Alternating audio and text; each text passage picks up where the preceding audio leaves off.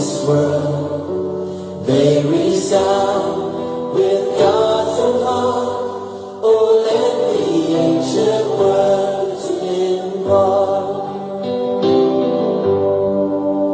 words of life, words of hope. Give us strength, help us hope. Imagine is all the time we pamunja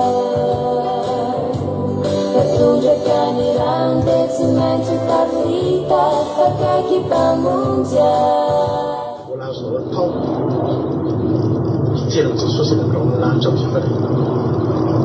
Mbola azonao atao fantatro zao finisy ny tonga fa fantatro dia fakaiky zany. Mbola azonao atao nampamon'olona ary ianao, nampamon'olona irikiriny ary ianao. Mbola azonao atao zany, mbola azonao atao ny tonga any an-danitra, mbola azonao ioarana ireo olona efa mivavaka hatramin'izay. Sira ny loko ny vitanimbary parafiny maso andro ny letiky maeleza ianao hatrakao ny lo emazino ny atsara ny lalatsiko ao anatiny mafy maseho mianao miareleny voninahiny.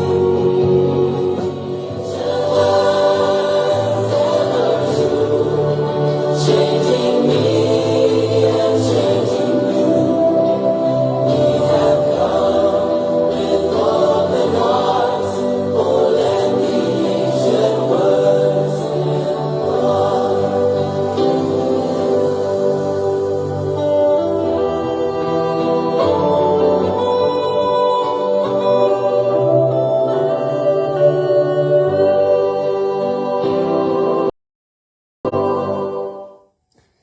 Halleluja.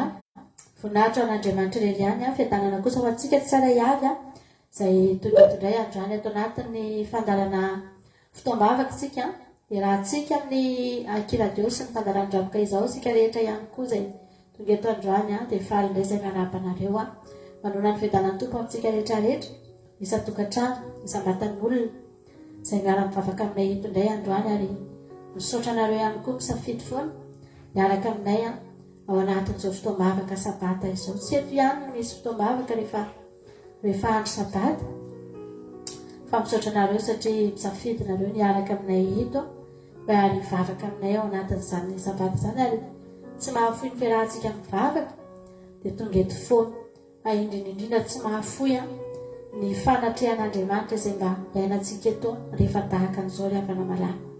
Mirary antsika rehetra indray androany mba hitan'izany fanatrehan'Andriamanitra izany tsika tsirairay avy. Amin'ity androany ity dia manana zavatra hozaraina isam-batan'olon'Andriamanitra ary tsika rehefa misy gatô tiana zaraintsika dia gatô anankiray nozaraina dia samy manana anjara fa mitovy daholo ny tonga any ambavantsika tsirairay avy satria gatô anankiray iny ihany no mizarazaraina na samy misy chocolat iny dia samy mihinana chocolat daholo tsika. Ho an'izay tsy chocolat dia afaka tsy mihinana. Na samy misy fruit dia samy mihinana fruit daholo tsika. Ka na dia indraindray aza mety tsy mahasalama ny sasany ny crème ohatra dia misy crème ilay gatô dia iny foana ihany ny zaraina. Androany havana malala Andriamanitra raha izara ny fahasoavany aminao dia zavatra tena mety aminao mihitsy no omen'Andriamanitra anao. Raha tsy mila crème amin'ny vatanao dia tsy omen'Andriamanitra crème ianao. Omeny ny zavatra mahasoa anao mihitsy ianao ry havana malala.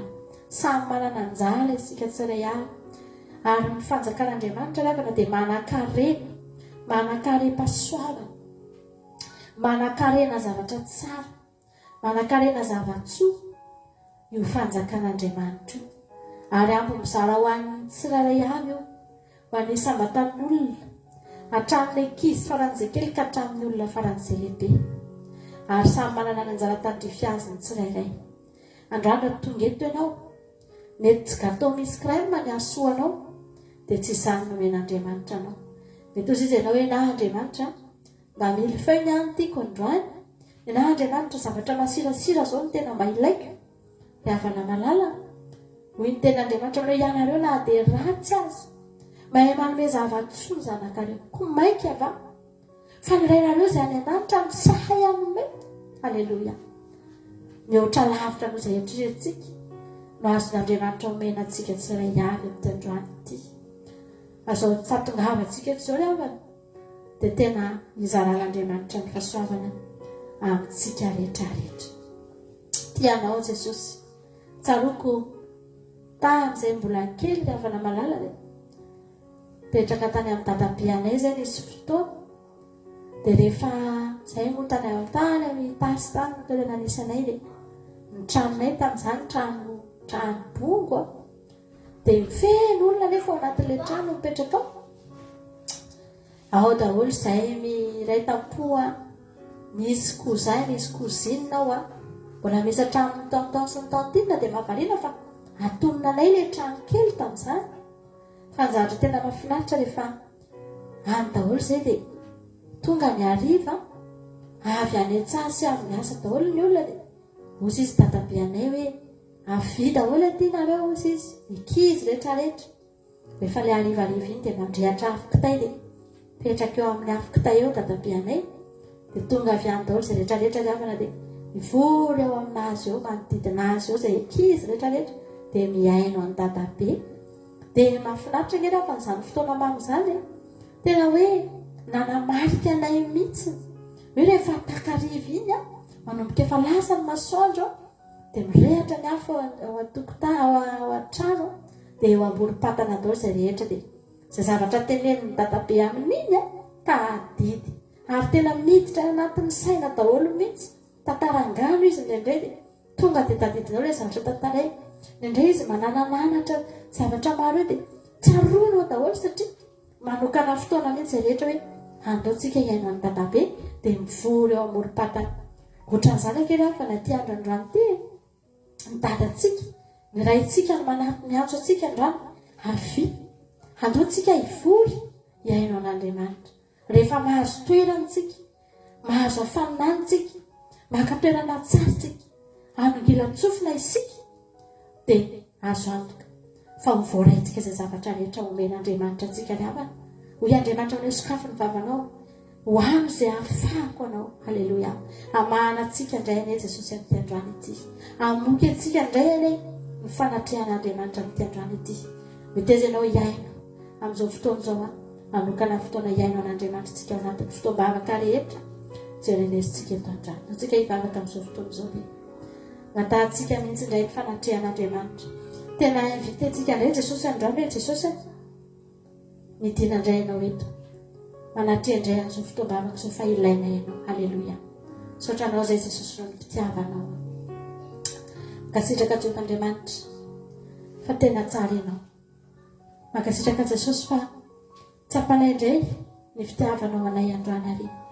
Hitanay tokoa Andriamanitra fa raha ianao manokana efa hatrany ampamoronana ny tany sy ny lanitra ianao Andriamanitra dia efa niomana ny aona aminay isaky ny andro tahaka an'izao Jehovah'Andriamanitra.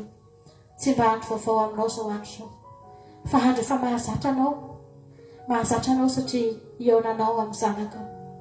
Mahazatra anao satria tafatafanao amin'ny zanakao Jehova. Hijerenao ny zanakao, hidinanao eo amin'ny toerana misy ny zanakao, hienonao amin'izy ireo sy tenenanao amin'izy ireo ihany koa Andriamanitra. Ndretiko izay androany Jesosy mbola voahainga amin'izay nanomboka mba tafiditra tao anatin'izany hoe mba hipetraka iaino anao izany rehefa andro tahaka an'izao. Fa izay rehefa mino sy matoky Andriamanitra ianao efa nanao rendez-vous anay efa ela fa izay ny tara vao tonga Jesosy fa izay rehefa mino sy matoky fa na dia tara vao tonga izay mbola manana ny jara aminao Andriamanitra.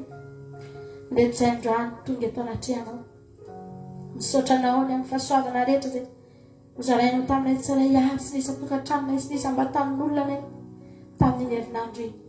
Tsy nitsahatra nandray avy taminao izay isanandro fo izay maraina Jesosy. Ny mampiratra ny masonay dia fahasoavanao, ny mampifoanay ao mpandrinay fahasoavanao, ny mampiteny ny vavanay fahasoavanao Andriamanitra.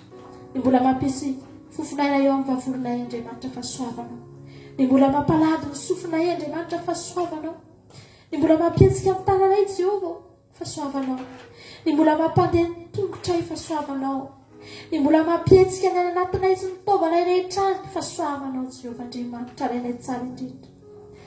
Androany izay isotranao ny amin'izany rehetra izany Jesosy. Ankoatran'izany ny zavatra rehetra mbola ny ainanay tamin'ny herinandro iny Jesosy manana. Ny ainanay tamin'ny herinandro iny Andriamanitra Jesosy raha ho kalkulenay ny zavatra rehetra izay nomenao anay Jesosy malalo. Izay tsiraray avy reto Andriamanitra tsy diso vavahomana. Jesosy malalo tsy diso tamin'ny zavatra rehetra.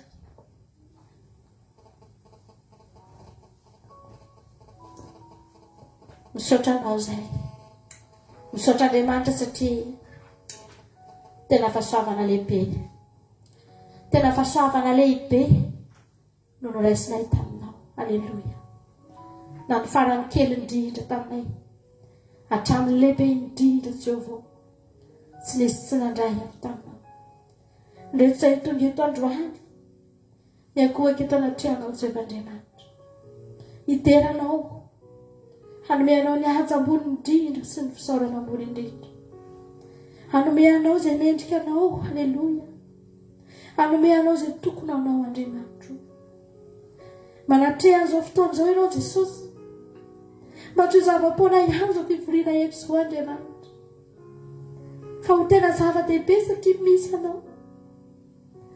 Jesosy araka ny toro-teninay voaingana. Fa ny toerana rehetra afaka ho toerana tsinitsiny. Tsinitsinina ny tranon'omby. Tsinitsinina ny tany efitra. Tsinitsinina izao tokantranonay izao ary tsinitsinina ny fonay. Fa rehefa tonga ianao Jesosy malala. Rehefa nisy anao izany toerana izany dia nivadika ho toerana matehizana Andriamanitra ny tranon'omby. Nivadika ho toerana notadiavina manokana ka na dia nomaky aza tena andeha lalandavitra nitady amin'izany tranon'omby izany Jesosy. Toerana ratsy, maimbo, tsy mahafinaritra, tsy misy fanaka tsara, tsy misy ninina. Fa rehefa misy anao Jesosy malalo, lasa misy ny zava-tsoa rehetra, lasa misy ny zavatra rehetra, lasa mahatehizaha. Tahaka an'izany ange Jesosy izao fiainanay izao. Ary izany mahatonga anay miteny aminao androany hoe midina anay ianao. Manatreha anay Jesosy. Hatehefo ny tongotrao Jesosy. Hatehefo ato tokantranonay ny tongotrao. Hatehefo ao anatin'ny fonay ny tananao. O Jehovandriamanitra manatreha anay ianao androany. Ao anatin'ity fotoam-bavaka ity. Tsy misy endrika tianay ho hita fa tsy ny endrikao. Tsy misy zavatra tianay ho hita eto fa tsy ny tavanao. Tsy misy feo hafa tianay ho reha fa tsy ny feonao. Jehovah, midina amin'ny samatan'olona izay manaraka amin'izao fotoana izao Andriamanitra. N'aiza n'aiza toerana misy an'izy ireo. Aoka ny fanatrehanao tsy handalo Tompo. Fa tena hitoetra amin'ny tsirairay avy. Hidina amin'ny tsirairay avy. Izay rehetra mangetaentanao. Misy fo maro misokatra amin'izao fotoana izao. Te handray anao Jesosy. Efa niomana ny handray anao Tompo. Tsy mba misy ataonao tsinitsiny ireny na dia iray azy. Mangataka aminao fangio izay. Fangio tsirairay avy amin'izao fotoana izao. Azaveranao misy diso anjara Tompo. Jesosy malalo, azaveranao misy diso anjara amin'ny famanginao Andriamanitra. Midina amin'ny tsirairay avy ianao. Mitenena amin'ny tsirairay avy ianao. Mipitsia amin'ny tsirairay avy ianao. Fa hiankoka eto anatrehanao izay. Hibanjana anao izay. Hanandratra anao izay. Hisaotra anao izay. Raha iso ny fisaoranay Jesosy. Raha iso fandehibe loatra ny nataonao anay. Raha iso ny fideranay Jesosy. Fa mendrika anao izany. Raha iso Andriamanitra ny fanandrampanay. Fa mendrika anao izany. Aleluia. Manandratra ny fona izay amin'izao fotoana izao hiterana anao. Na aminay rehetra Sanatray idirana no Tompo. Haleluya Jesosy. Meteza hoteraina eto ianao. Meteza iankofana eto ianao. Amen Jesosy malalo. Haleluya.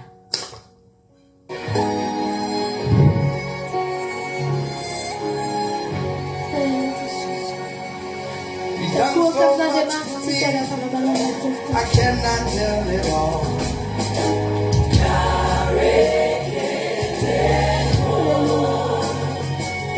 If I had 10,000 tongues, it still wouldn't be enough.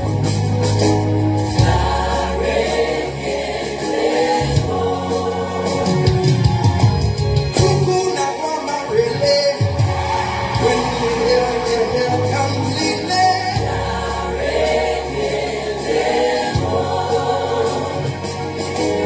Cuckoo, my broken more.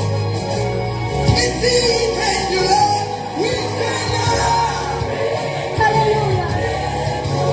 Amen.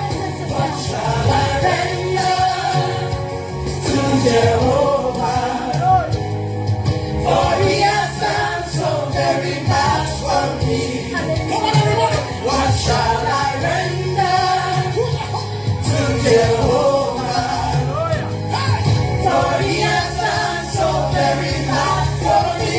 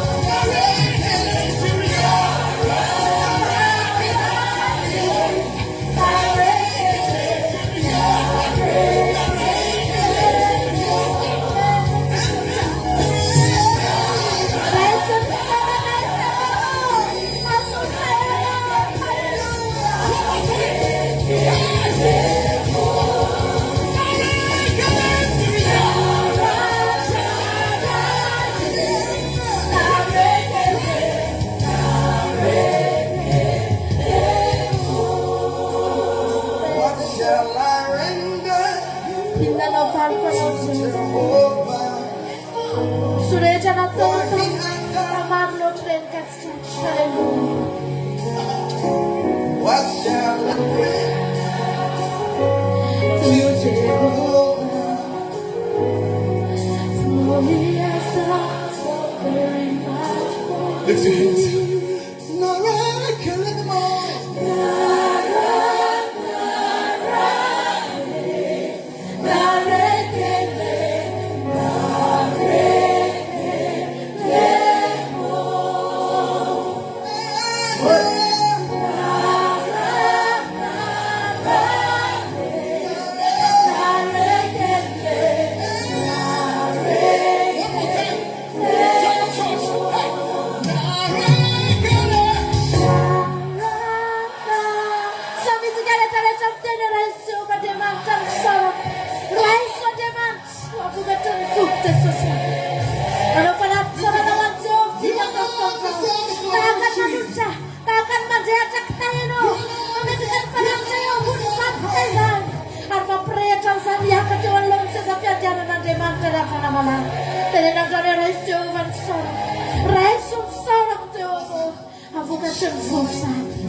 Amen. Let it go. To Jehovah, for He has done so very. For He has done so very much for me. So much for you. What? Kita no falta no Jehovah. Kita no falta no. Kita no falta no. For He has done so very much for me. Hallelujah. Hallelujah. Jesus. Amen. Jesus malami.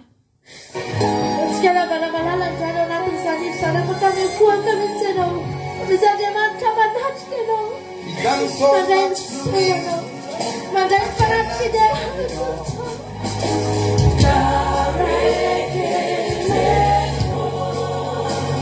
If I had 10,000 tongues,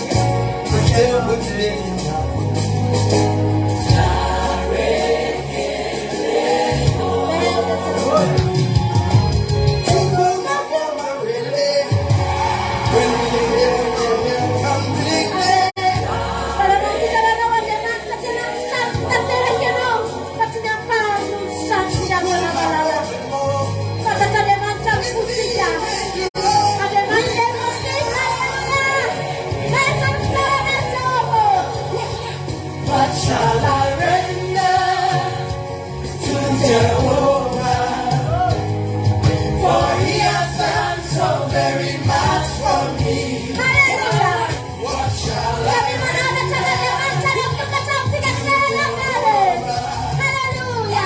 for he has done so very much for me.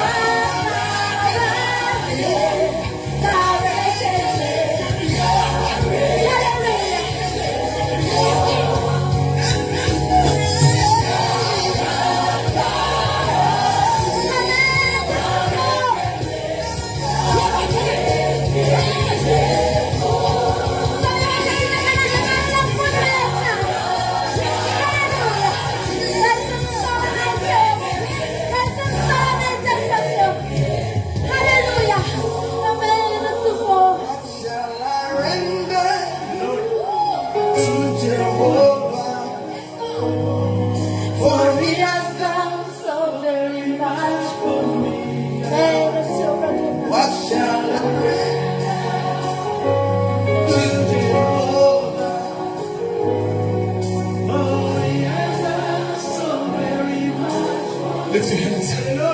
Not really killing them all.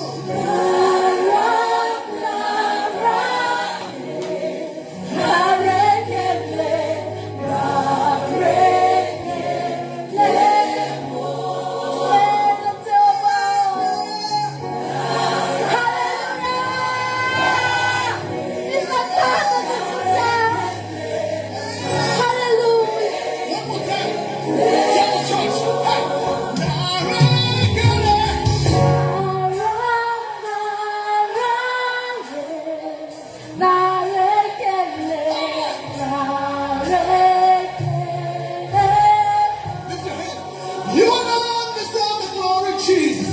Hallelujah. You alone deserve the praise.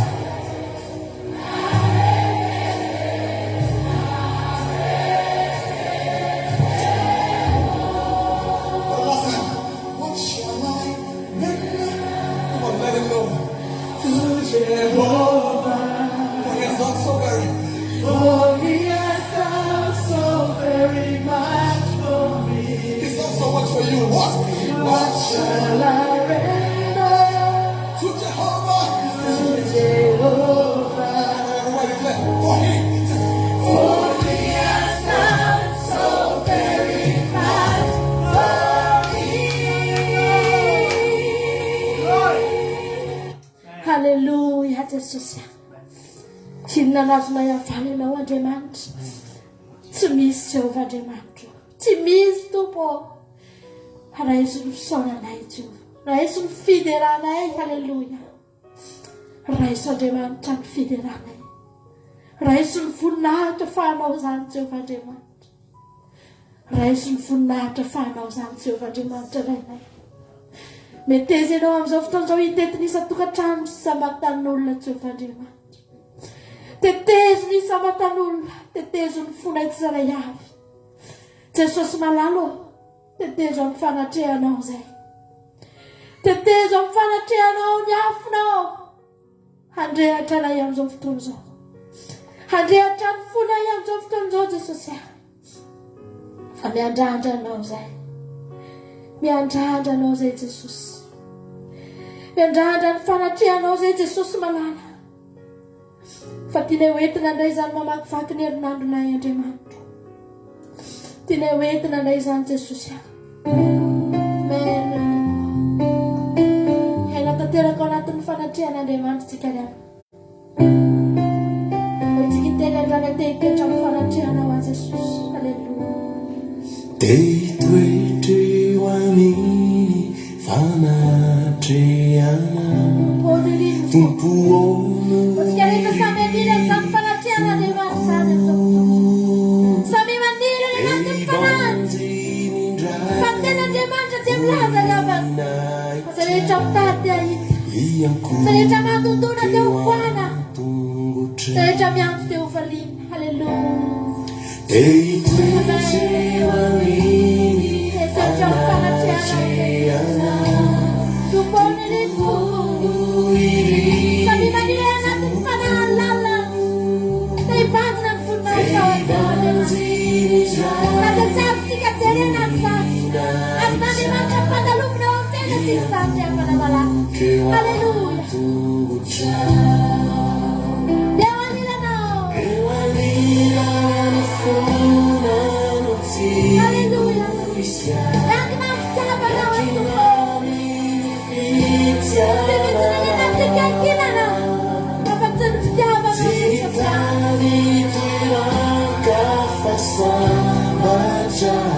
Tuhan Fanatiana. Ayan Fanatiana, haleluya. Sabi man ang katanan na tumatyan ang temptage. Ito yung Fanatiana. Ewan nila ng Fanatiana. Yang kipisa. Ito na ng pananagiman. Ito na ng Jesus. Yang sinawatakan sila na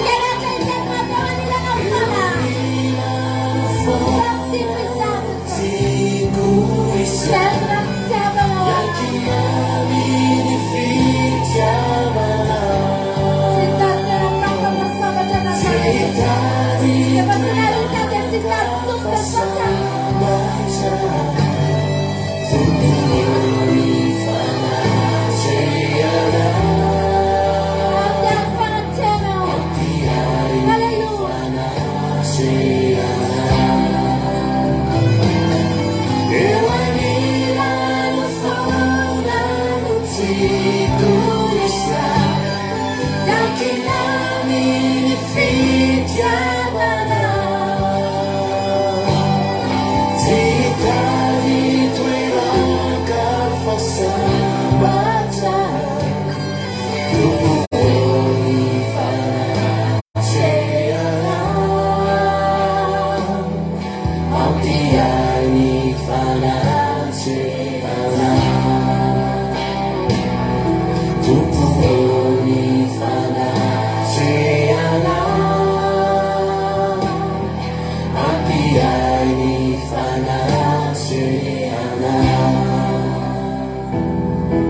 Tumpuni fandreana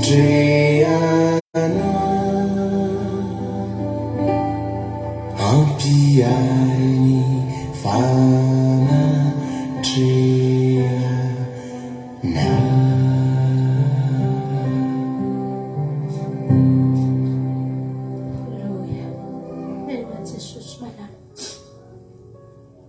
Indray ny olona rehefa malala meno an'izany hoe fanatrehan'Andriamanitra toy izy ny olona hoe efa tena marary ny sainareo.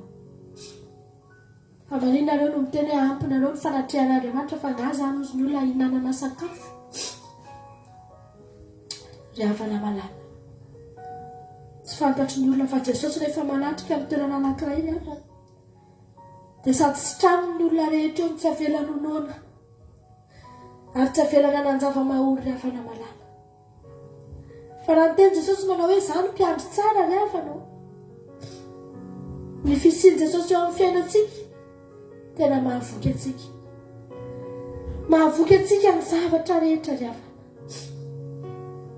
Amen.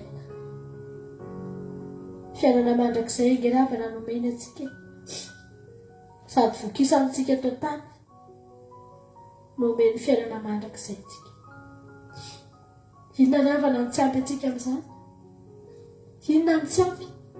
Mbola hiteny ve antsika hoe Jesosy mbola tsy ampy anahy zany. Mbola mitady zavatra hafa. Fa Jesosy raha miteny manao hoe ampy anao ny fahasoavako dia fantany ny zavatra teneny. Fantany ny zavatra ilayntsika. Fantany ny zavatra ampy antsika. Raha niteny an'izany Jesosy ry havana malala. Androany miaina amin'ny fahasoavan'Andriamanitra eo. Famondrapon'Andriamanitra iainanao io, ampy anao io. Ampy ahatafitanao io. Ampy ahatonga lavitra antsika io. Ampy ahalasa lavitra antsika io ry havana malala.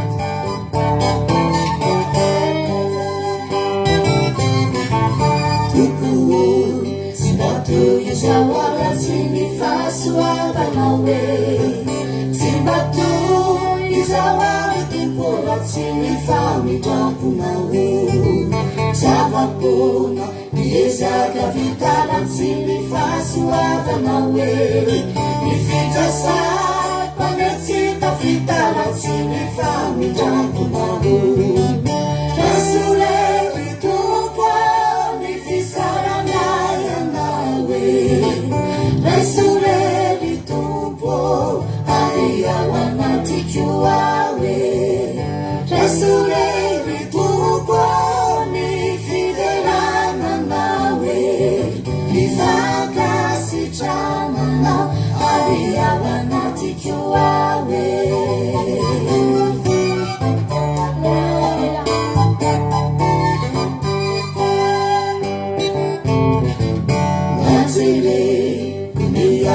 Salimula fahasoavana hoe olombelona mandrafanajena olo famindramponao ny tsara rehetra eo amin'ny fiainako mbola fahasoavana hoe noenona oleny tarainako noly famindramponao Rasuleli tompo ny fisaranay anawe Rasuleli tumpo aria wanatiko awe Rasuleli tumpo ni fidelana nawe Ifaka si chana na aria wanatiko awe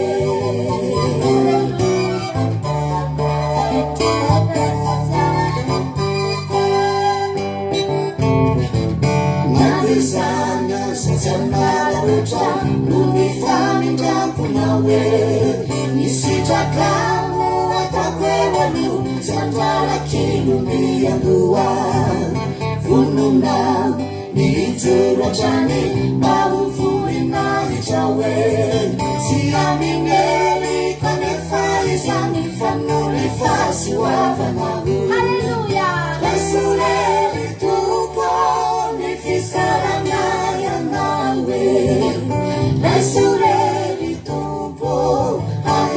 wanatijuawe resureri tuponi fidelana nawe ifakasichana nao avia wanatijuawe ifakasichana nao avia wanatijuawe.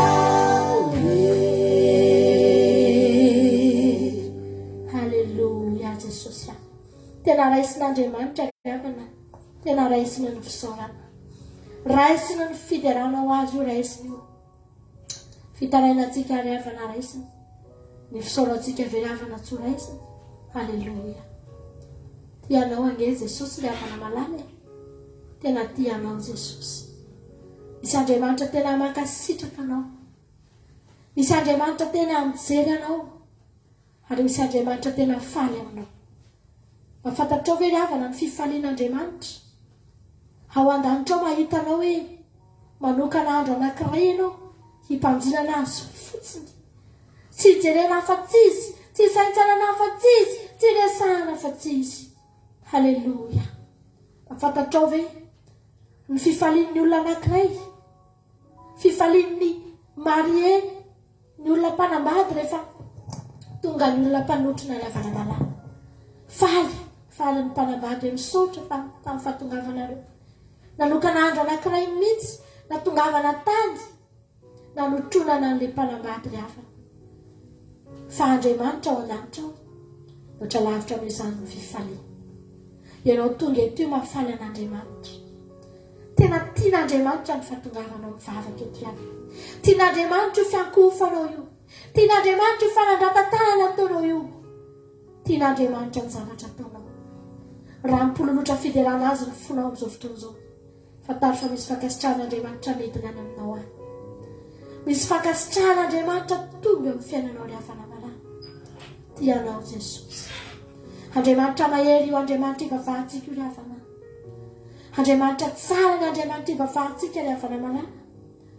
Hoy ny teny manao hoe zahany Jehovah Andriamanitra ny rehetra. Mo misy zava-mahagaga izay tsy haiko ataova. Mo misy zava-mahagaga izay tsy haiko ataova.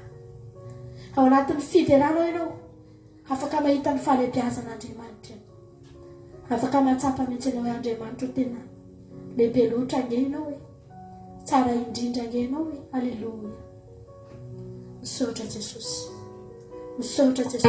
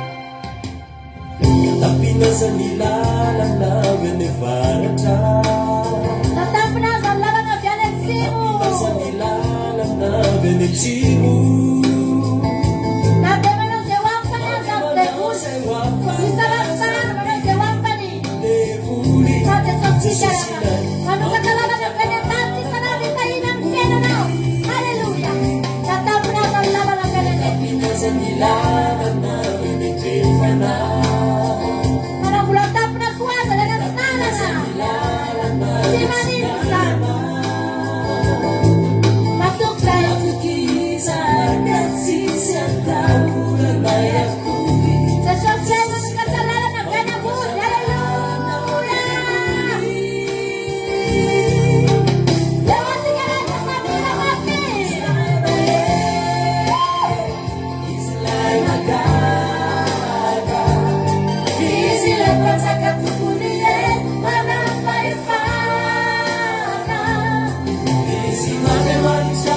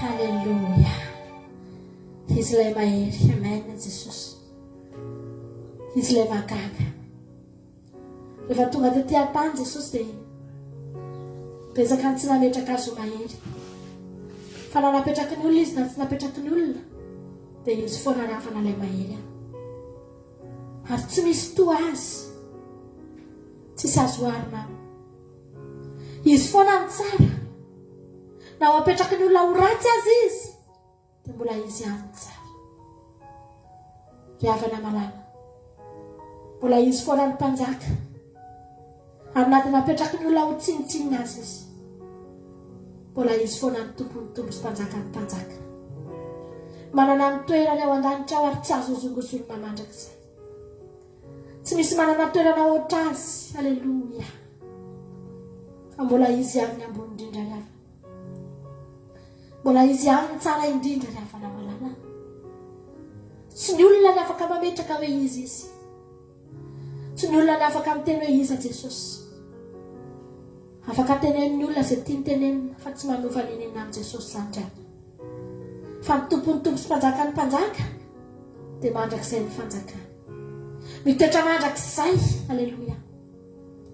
Tsy misy mahaova mandrakizay ary tsisy afaka ny ampietry mandrakizay. Ry havana malala, isika no miezaka manaraka, isika no miezaka manakatra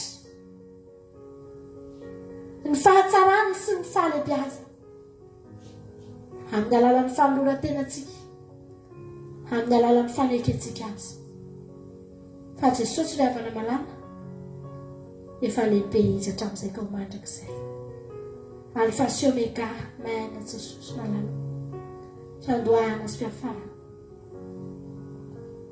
Ry havana malala, tena anisan'ny hitomany indrindra, any anisan'ny hijaly indrindra raha izany tafela eto.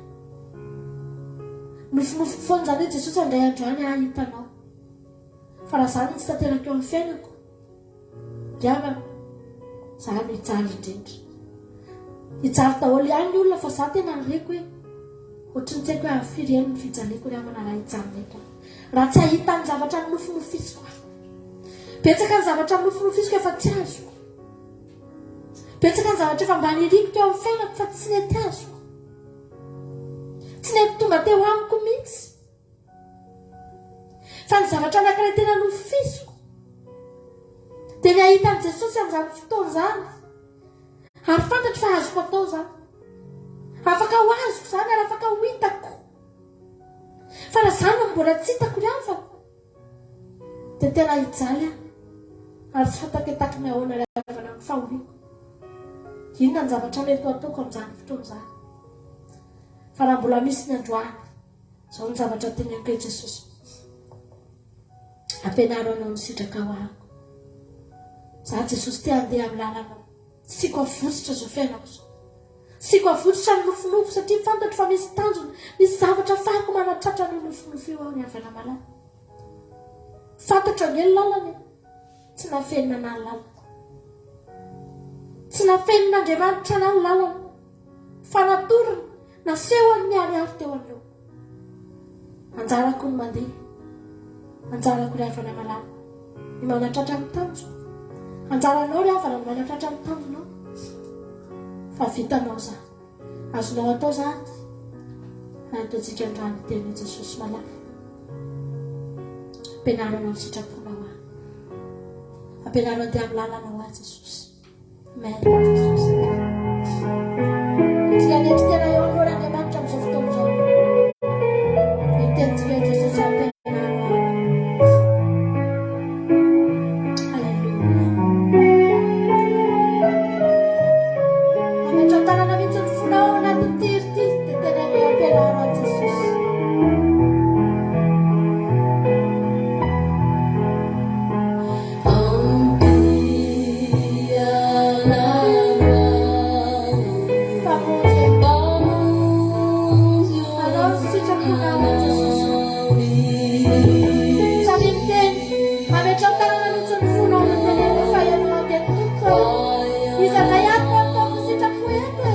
Izakay ako natin ka, Jesosy,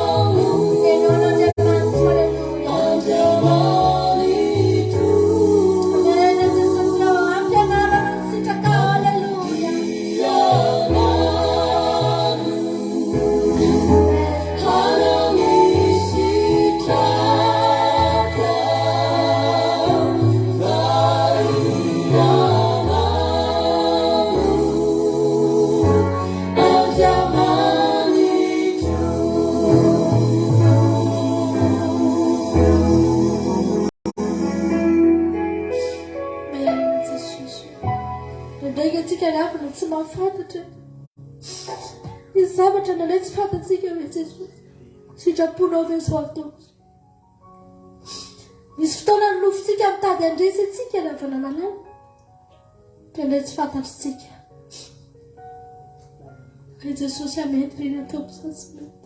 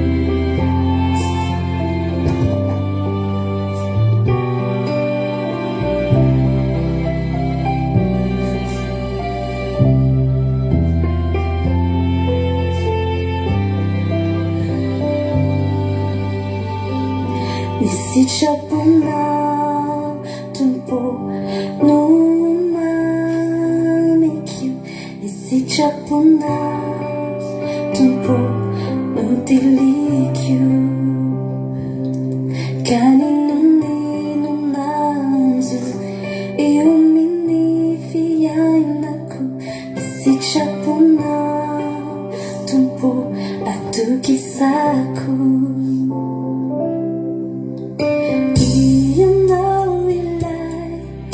na arizo tunturiza inimbuliamo nuna nulucha mizanaka sachi tsarina tena tsarina sachi tiayana tinoloja kamisichapuna tumpo Sitrapona tumpo no dilikyu Kaninuni nanzu io minifiainaku Sitrapona tumpo atukisaku Initiza panuta simenchika Fanu jasino Jefa avi ni bebaka Sachi tsarina Tena tsarina Sachi tiayana Tinoloja Kami sitrapona tumpo no mamikyu Sitrapona tumpo no dilikyu Kaninuni nanzu io minifiainaku Sitrapona tumpo atukisaku Sau tuntuliza Tomaticha mafiatuka Nefai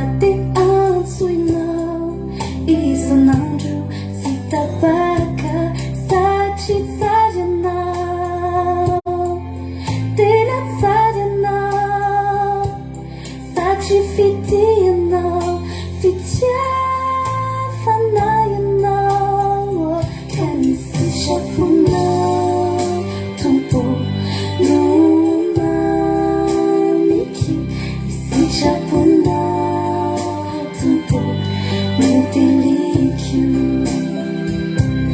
ka nilominazo eo amin'ny fiainako misy saponao tompo atokisako ka misy saponao tompo atokisako.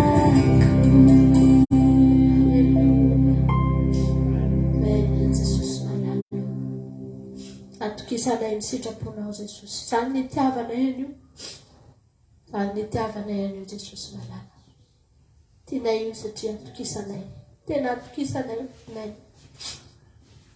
Azonay ametrahana fitokisana Jesosy. Tiavo Andriamanitra ravana. Efa tianao Andriamanitra dia tianao azy ny sitrapony. Mety aminao azy ny zavatra ty. Amen. Ny sitrapon'Andriamanitra ravana tsy mampijaly antsika. Tsy mampijaly antsika. Nefa ny zavatra raisitsika ao ambadika izany. Tsy tambo izay. Tianao Jesosy. Mino fa tena nandray kasika Andriamanitra tsika tao anatin'izay. Ihainy tena Andriamanitra tsika rehefa avy eo. Ihainy tena Andriamanitra tsika rehefa avy eo. Melohan'ny antsika tena Andriamanitra dia ataontsika tira anankiray ty hoe raha misy olona mety kivikivy na mety reradreraka dia tadidio fa mbola miantso anao Andriamanitra. Ary ny antson' Jesosy dia antso tsotra dia tsotra ary sady mora enona no azo atao. Moa Jesosy manoe mankanesa tiavaka no rehetra izay miasa fantatra sy mafesatrentana. Fa izany io Jesosy anomeanareo fitsarany. Misy feo tonganay eo amintsika rehetrarehetra androany. Feo mazava tsara tsy sarom-patarina. Ary azontsika atao tsara ny manatanteraka azy. Raha misy olona miasa fantatra amin'izao fotoana izao. Raha misy olona mety reraka amin'izao fotoana izao. Dia fatava fa Andriamanitra mbola miantso antsika. Mbola misy vonona mandrakitiny androany. Handray antsika ravana. Handray antsika miaraka amin'ny enta-mavesatritsika. Fa tsy hoe handray antsika rery fotsiny. Ka hoe ny enta-mavesatra ao tsy raisiko fa ianao ihany no raisiko. Tsy ihany. Ianao miaraka amin'ny vesatra ao io mihitsy.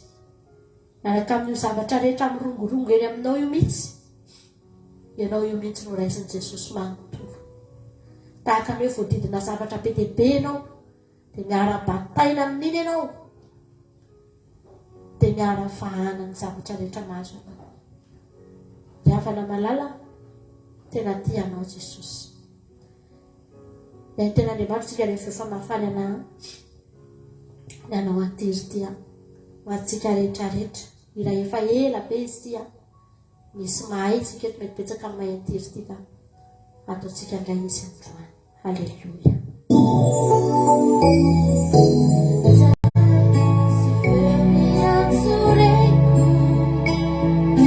Malah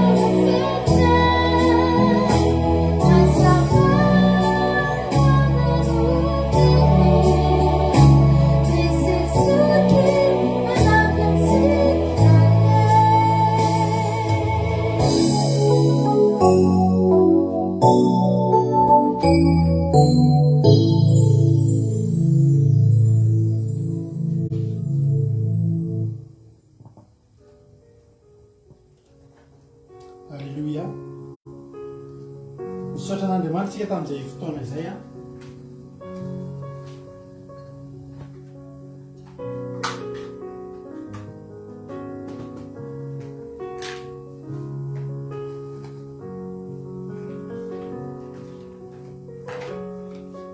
Misaotra an'andriamanitsika tamin'izay fotoana izay nirahantsika tao anatin'ny fotoam-bavaka, nirahantsika tamin'ny mampionina izay, isaorana mampionina, isaorana an'andriamanitra izany zavatra rehetrarehetra izany. Eno tenin'andriamanitra tsika, hiditra amin'ny tenin'andriamanitra tsika fa mialohan'izany aloha dia hivavaka isika. Miaravantsika rehetrarehetra izay tonga eto indray androany miaraka aminay a, namakivaky an'izao andro mahafinaritra, sabata fitsarana, sabata fahafinaretana. Misaotra antsika rehetrarehetra tonga eto a, ary matoky sy mino fa hifampahery indray tsika eto a amin'ity androany ity. Hotahiny tompany hoe ianareo ary ny toky aty anatinay dia izao, tsy ho verimaina akory ty fotoana laninareo a, anarahanareo an'izao fotoam-bavaka izao. Tsy ho verimaina akory izao fotoana laninareo a, ianona tenin'Andriamanitra sy ilomanosana anaty fanatrehan'Andriamanitra ray avana malala. Matoky sy mino tsika fa Andriamanitra manankaram-pahasoavana maro fitiany tsirairay avy. Oneran'Andriamanitra fomba tsy takatra ny saina ny fotoana izay laninao a, oneran'Andriamanitra fomba tsy takatra ny saina mety hareranao a, mety fasairanana, mety vokatra izany hoe mitandrina andro sabata izany a, mety betsaka zavatra tsy maintsy nafonao ahafahanao tonga amin'izany toerana izany hoe hitandrina ny andro sabata, nefa dia mampanantenanao amin'ny anaran'i Jesosy Kristy tompon'ny sabata fa tsy mba avelan'Andriamanitra hisy ho verimaina akory a izany rehetrarehetra izany. Milo zavatra rehetra aloha dia andao tsika hivavaka. Hivavaka tsika hiditra amin'ny hivavaka tsika metraka amin'ny fotoana ampelantanan'Andriamanitra, hiditra avy hatrany amin'ny tenin'Andriamanitra tsika rehefa avy eo. Misaotra anao zay Jesosy ny amin'ny fitiavanao anay. Misaotra anao Jesosy ny amin'ny ny fotoanan'io izay tantananao anay. Misaotra anao Jesosy satria tena tianay tokoa ianao. Misaotra ny amin'ny ahafahanay mbola tapavory eto indray, verinaina soamantsara, tahinao ka dia salama amin'ny vatana salama, amin'ny saina salama, falifaly, saina miramirana. Izany no anatrehanay an'izao sabata izao. Tsy any hopitaly izay no mitandrina amin'ny sabata androany, ary tsy eo ambony fandriana ihany koa ka hoe tsy salama. Fa tena nomenao anay ny hery sy ny tanjaka, menao anay ny fanahinao masina, hampatanjaka ny ara-panahinay, menao hery sy tanjaka izay, ahafahanay mbola mijoro eto indray anio, nomenao anay ny connexion, nomenao anay ny fitaovana ahafahana mampita an'izao sary sy feo izao Jehovahandriamanitra. Inona moa Andriamanitra no mbola tsy ampy amin'ny fiainanay? Fa tena tsapanay fa miaina eo ambany fahasoavanao zay, eo amin'ny fahasoavan'Andriamanitra, izany no iainana isan'andro san'andro. Andao ry havana malala tsika hisaotra an'Andriamanitra. Hisaotra an'Andriamanitra ny amin'ny ahafahanao tonga eto androany. Amin'ny fotoana hitadiavana izany fotoam-bavaka izany, fa zao teny mbola hita izy aloha, teny mbola misy aloha izany ahafahantsika mifampahery. Dia misaotra an'Andriamanitra raha tonga eto ianao androany. Raha androany anao fa miaraka aminay eto androany, teny aminao a fa tsy kisendrasendra ny ahatongavanao eto, fa tena misy raha ilan'ny tomponao, misy zavatra tian'Andriamanitra ampitaina aminao. Misaotra Jesosy a, misaotra ny amin'ny reto mpanomponao, misaotra ahafantatro fa tsisy avy aminay reo, tsy avy amin'ny antsoantsonay reo, tsy avy amin'ny herinayna ny tanjakay, fa antso avy aminao. Zay rehetra tonga eto, tsy izahay no miantso fa ianao, tsy izahay no mifidy fa ianao. Misaotra Jesosy, ka sy ho ary izy ireo. Raha mba tonga etena zavelanao hiala maina, raha mba tonga etena zavelanao ho very fotsiny izao fotoanany izao, raha tonga etena zavelanao andalo fotsiny Jesosy a, fa ametrao fahasoavana, ametrao marika izy amin'ny androany ity, fa nandalovany fahatsaranao Andriamanitra, anao ny ampadalo ny fahatsaranao rehetra amin'izao fotoam-bavaka izao Jehovahandriamanitra. Ahitanay sy atsapanay fiadanam-po, atsapanay fahafinaretana, atsapanay fifaliana ao anatin'izany fotoam-bavaka izany. Voninahitra reo anao, ny fanatrehana ratsy rehetra tsy ambinina, tsy anankely, tsy anam-pahefana. Amin'ny anara-maheran'i Jesosy Kristy tompon'ny sabata ho voakasika avokoa zahay. Ary ny tenin'Andriamanitra zao zaraina eto, dia tahaka ny sabatra aloha lela hitsatoka anatin'ny fon'ny olona any, ka dia ho voatsindrona am-pony olona, dia tena akasika ny olona izany. Tsy avy amin'ny heryko na ny tanjako, fa ianao fanamasina metraka amin'ny teny ambavaka. Hosory Jesosy a, hosory amin'ny ranao, isaky ny litera iray izay tonono ny vavaka eto androany, fa tena ho voafafy aniry avy zato eny am-pon'ny olona rehetrarehetra izay tonga eto. Misaotra Jesosy malalo. Halleluia. Amen. Nota tsika tery ty anamboatsika ny tramotorotentsika ordinatira ity. Halleluia.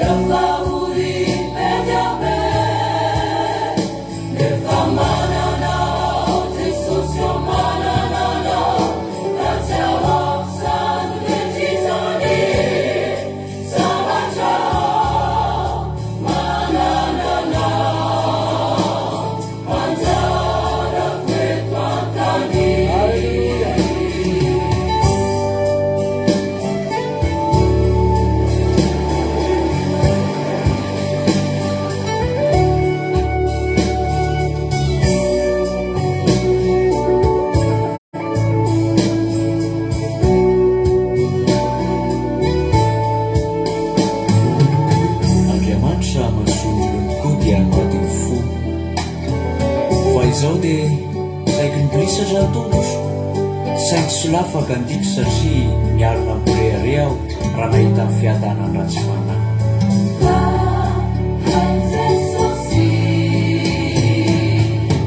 izy no ainy an-danitra ary tsy misy aty ambony tany iriko tahaka anao fa na dia levina aza nofotry sy ny foko dia mbola vatanako ny foko sy anjarako mandrakizay Andriamanitra ary iny very izay lavitra anao ary inganao izay mahafoy anao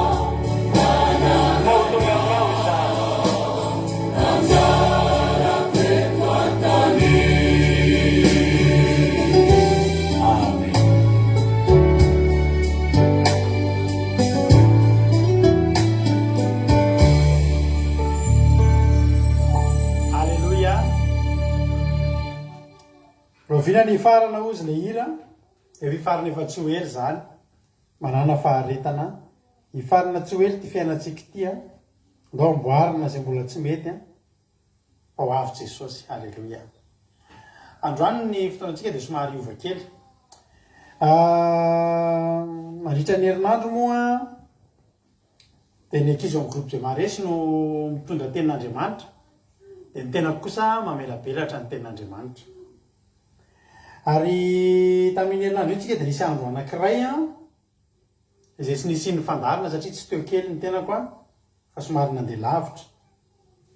Ary tahitoko rana Babilina, tahitokotsika menakavy rehetrarehetra. Dia rehefa misy andro iray tsy nety tsy nanaovana dia lasa somary nisy décalage kely zany ny toritentsika. Nefa rehefa zoma moa, rehefa andro zoma dia matetika zahako na mampionana no mitondra tenin'Andriamanitra. Ary rehefa tsy nisy ny fandarina tamin'ny talata dia resy lahatra fa ny androany dia mitoriteny izay netiny mampionana omaly tao anaty vavaka maraina no overabelako. Androany zany tsika ohatry ny endrika vavaka fiamberana kely ny ataotsika reo amin'ny resaka toriteny satria eny toriteny omaly tsika. Azafady tamin'ny lakamisy, toriteny tamin'ny lakamisy tao anaty vavaka maraina satria tena nafinahitra ilay izy, tena iriko mba hamelabelatra an'ilay izy androany satria ilaitsika ary dia ilaitsika tokoa amin'izao andro sabata izao. Ka androany tsika dia hitondra tenin'Andriamanitra eto aloha mampionana iverina eto ny toriteny tamin'ny vavaka maraina dia miverina eto avy sady mamelabelatra ny manohy ny toriteny. Zay ny programantsika raha somary niova kely ny programantsika androany dia tetena anao hoe maretatra amin'ny farany maretatra amin'ny farany fa za matoko fa azo herinao raha miala eto. Andao ary avy hatrany hiditra amin'ny zany tenin'Andriamanitra zany ary tsika dia menofinaritra daholo raisy ny baibolinao a dia hiditra amin'ny tenin'Andriamanitra izay raha antsika mampionina isika mahery izy daholo a mioneo tsika rehefa avy eo tahitobo daholo. Fampahersika mrana amin'ny rahalalan'ny tenin'Andriamanitra fiondray a ohatra irentsika amin'ny tenirano ity any amin'ny Genesisy no vakitsika. Genesisy toko faharoa dia andininy fahasivy dia avy eo tsika dia tonga dia mipita ery amin'ny andininy fahaenina ambin'ny folo. Genesisy toko faharoa andininy fahasivy sy fahaenina ambin'ny folo no vakitsika. Hoe ny ten'Andriamanitra anaran'i Jesosy ny soramandry dia mibaky toy izao hoe ny sa tao edena sy ny toetry ny olombelona fony tsy mbola nanota izy. Amen. Andininy fahasivy ny anaran'i Jesosy.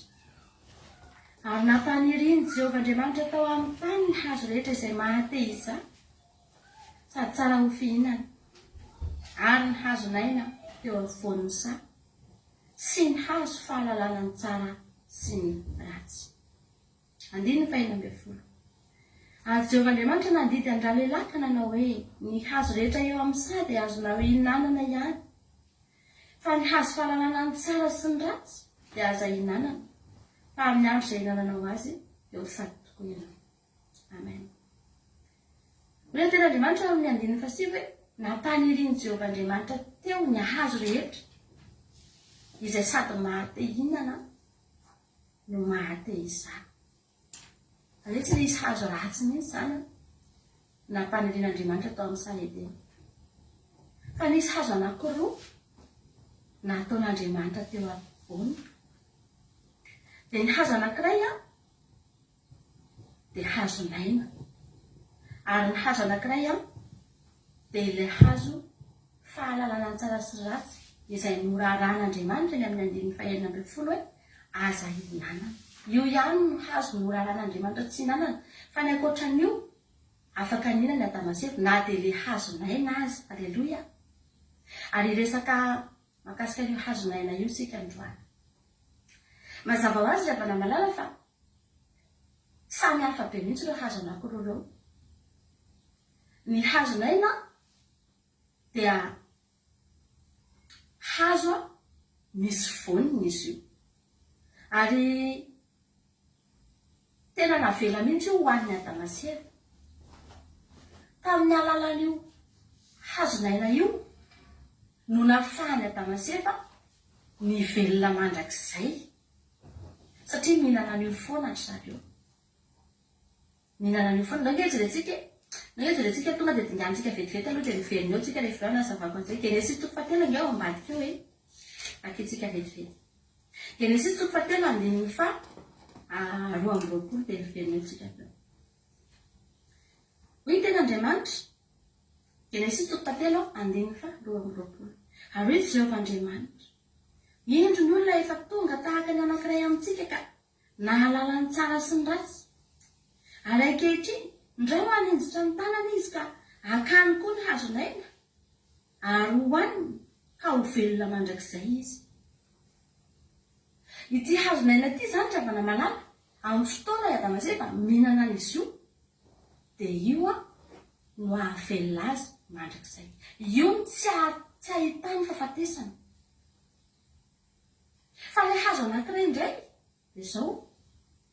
Io hazo iray io dia hazo fahalalana ny tsara sy ny ratsy. Izany hoe lasa tafiditra ny ratsy. Raha tsy mihinana an'io Adamasefo tsy nahafantatra an'izany atao hoe zavatra ratsy izany. Tsy nahalala an'izany hoe ratsy tsika rehefa any an-danitra tsy misy ratsy intsony any. Na voankazo loha ary tsy hitantsika amin'intsony. Satria ny zavatra rehetra nefa tao amin'ny sa Edena dia tsara avokoa. Fa vokatry ny fihinanana izy mivady an'io voankazo io dia lasa tafiditra ny atao hoe nahafantatra ny ratsy koa izany. Nefa zareo tokony tsy nahafantatra an'izany atao hoe ratsy. Fa raha ilay hazo naina foana no nohaniny teo amin'io sa Edena io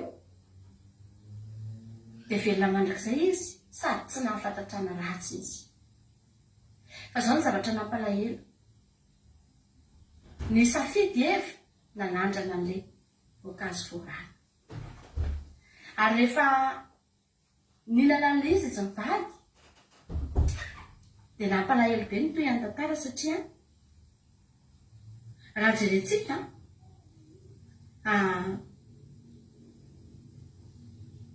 eo amin'le andininy faharoa amby roapolo teo inge le Genesis 3 andininy faharoa amby roapolo teo inge vakitsika hoy ny ten'Andriamanitra ary hoy Jehovah'Andriamanitra indro ny olona efa tonga tahaka ny anankiray amintsika ka nahalala ny tsara sy ny ratsy ary ankehitriny andao anindritra ny tanana izy ka kany koa ny hazonaina ka hohaniny ka ho velona mandrakizay izy. Andininy fahatelo amby roapolo teo izatsika ka dia nesoriny Jehovah'Andriamanitra tamin'ny sahedeny izy hiasa ny tany izay nanalana azy eny noroahany olona ary nampitoeriny tany atsinana ny sahedeny ny kerobima sy ny lehilahy fony sabatra miebiheby iambina ny lalana makany amin'ny hazonaina. Nampalahelo ry havana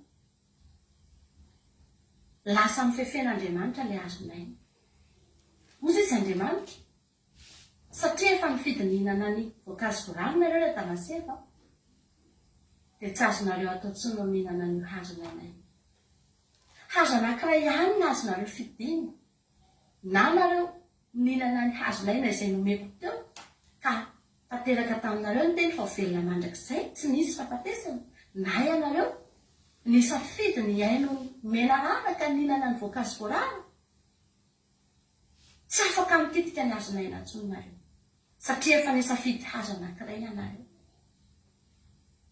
Dia noroahany izy mivady nesorina tao amin'ilay toerana mahafinaritra tao amin'ilay sala finaritra le fiainana nafinaritra zary lasa souvenir sisy lasa fanembonembonana sisy ary ny elana izy mivady tao rehefa tamina ranomaso alahelo tena tsy nisy ohatr'izany tamina fanenenana tsy nisy ohatr'izany tamina tahotra tsy nisy ohatr'izany teboteby satria hiatrika fiainana mbola tsy natrehana hatramin'izay fahoriana mbola tsy niainana hatramin'izay izy tao amin'ny sahedena mihinana an'io hazonaina io raha mararirary ohatra le andohany Adamo dia mihinana an'io izy dia sitrana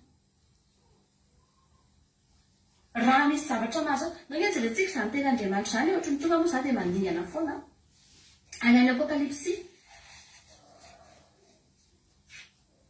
Apokalipsy toko faharoa toko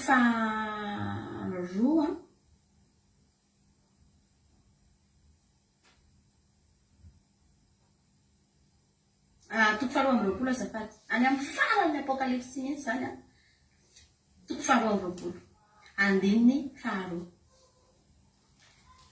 hoy ny ten'Andriamanitra teo afovoan'ny lalambeny ary teny andanindroa amin'ny ony nisy hazonaina mamovo voro 12 samy hafa sady mamoy isam-bolana ary ny raviny hazo dia ho fanasitranana ny firenena maro. Aleluia. Io hazonaina io ihany ilay tary amin'ny Genesis fa rehefa nesorin'Andriamanitra teo amin'ny sahedena rehefa na ilay hazonaina dia tsy nivonoana io tsy nariana io fa nataony any amin'ny toerana mahafinaritra ihany izy io mbola ao izany io hazonaina io tao amin'ny sahedena Adamo nafinaritra ny fiainana satria mihinana an'io izy mararirary kely dia mihinana an'io misy zavatra kely ohatrany tsy dia metimety dia mihinana an'io dia tsy mety maty raha ohatra izany mitady ohatra izany tsy fantatro moa ohatra hoe mitaditady ho antitra antitra izany Eva ohatra hitanareo tamin'ny réponse nareo izay efa nijery réponse dia misy an'le volon'ny réponse iny mahatanora le ramatoa dia tsy mety maty mihitsy le ramatoa dia ohatr'izany mihitsy io hazonaina io tena izaka mihinana an'io ohatra hoe mitady ho anitra vao mitady hiketroketrona izany ohatra ny tare dia mihinana an'ilay aravin'ilay hazonaina dia miverina lasa tanora tsara indray. Aleluia. lasa mahafinaritra, tsy mety maty, tsy mety antitra, tsy mety marary, tsy mety manino. Fa zany mihitsy ry havana ny asany io.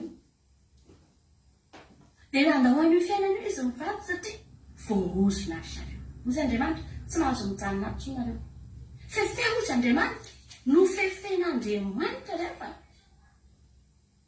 Nofefena tamin'ilay lafo ny sabatra miebiheby hiambina ny lalina ny makany amin'ny azon'aina mba tsy ho azony Adamaseva ale intsony. Tsy afahalinana an'io intsony satria efa mifidiny fahafatesany Adamaseva. Dia io azon'aina io alaka ny teniko anao izy io tsy esorina, tsy maty, fa raha hijeritsika ao amin'ny Apokalipsy toko 2 ihany ange jerentsika momba an'io ihany, toko 2 dia 7.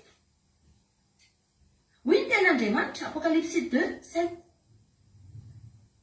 Somary bebe verset moa tsika rehefa eto. Hoy ny ten'Andriamanitra, izay manatsofina aoka izy ihany izay lazainy ny fanahy amin'ny fiangonana, izay maharesy dia avelako hihinana avy amin'ny hazon'aina izay eo amin'ny paradisan'Andriamanitra. Aleloia. Eka ilay hazon'aina ry havana nentin'Andriamanitra. Dia sorony teo amin'ny Sahedeny dia napetrany any amin'ny toerana misy azy, any amin'ny paradisy. Any indray zany tsika vao mahita an'io. Aleloia. Rehefa tonga any tsika dia mihinana an'io indray tsika. Io ihany le izy, tsy hazon'aina vaovao io, fa io le tany amin'ny Genesis io. Dia hoanintsika indray io dia hoy ny ten'Andriamanitra ny vakitsika teo fanasarana ny firenena rehetra. Any tsisy aretina tsony any satria mamoa io azona io, misy raviny io, dia mihinana an'iny tsika dia lamo velona mandrakizay tsika. Aleloia. Miverina le fiainana Adamaseva tany amin'ny voalohany, tamin'ny mbola tsy nihinana ny voankazo rary. Aleloia. Maniry an'izany ve ianao? Mba hihinana an'izany tsika ry havana. Zahako tamina maky an'io teny io dia mieritreritra ohatry ny ahoana loatra Jehova zany hazon'aina zany re. Mba ohatry ny ahoana re izany? Taky ny ahoana re ny voaniny? 12 ny ten'Andriamanitra mamoa 12. 12 ny taranak'i Jakoba, 12 ny mpianatry Jesosy. Aleloia. Mahafinaritra nge zany rehefa namanana mba manana ianao an'izany fanerenjany hoe za Jesosy mba anisany ahita an'izany azon'aina, mba hihinana an'izany aho. Fa eto tsika tsy mahita an'izany. Eto tsika mbola tsy mihinana an'izany aloha tsika. Marary tsika dia marary. Mea antitra nge tsika, mea malazo nge tsika, mea reraka nge tsika ravana eto hoe tsy mbola afaka ny aina n'izany fiainana mahafinaritra izany tsika eto. Mbola misy fahalovana eto, misy fahampitehana eto, misy fahafatesana eto, misy fahasimbana eto. Fa amin'izany tsy izy tsony izany. Aleloia. Azao rehefa namalala ny mahafinaritra rehefa norohan'Andriamanitra ny ala tao ny Adamaseva dia lasa tokoa ry zareo nanana fiainana nanomboka teo dia fiainana tena hafa tanteraka mihitsy ny fiainana. Niasa mafy vao ny sakafo, narary ny vehivavy raha niteraka, natsembohan'ny tava mihinanana. Tena hoe naina fiainana ratsy nampalahelo teraka indray koa. Kaina sy abela mbola ny famono koa ny zanany, mbola vokatry ny ozona daholo izany rehetrarehetra izany. Anatina fahoriana, ranomaso alahelo. Ry havana malala. 4 arivo taona taty aoriana, ozy Andriamanitra asiako hazo anankiray ngezabe indray ho an'izao tontolo izao. Nisy hazo anankiray nitsatoka lava be ry havana malala teo a-Golgota ry havana. Iny hazo iny, amin'ny alalan'iny hazo iny nisy aenana fohy koa teo. nisy raha latsaka teo. Halleloia. Ary natao tamin'ny toerana avo io toerana io hazo io natsatoka tamina toerana tendrombohitra avo teo Golgota. Afaka nitazamin'ny olona rehetra, tazan'ny olona rehetra. Ravana malala. Nasian'Andriamanitra hazo ihany ka teto amin'ity zao tontolo zao ity. Na dia nesony aza ny hazonainy ka niakatra nakany am-paradisy any amin'ny fiainana mandrakizay. Nisy hazo indray teo. Nitsatoka teo ho an'ny olona rehetra indray. Ary mahavariana fa izay rehetra mibanjy izan'io hazo io dia nanomboka teo lasa afaka manantena fiainana mandrakizay. Izay nanisy lanjana an'io hazo io lasa afaka sitrana tamin'ny aretina. Lasa tanteraka taminy teny fa fanasitranana ho amin'ny firenena rehetra. Io hazo fijalian'i Jesosy io afana malala. Napetra k'Andriamanitra teo io. Hanasitrana amin'ny firenena rehetra.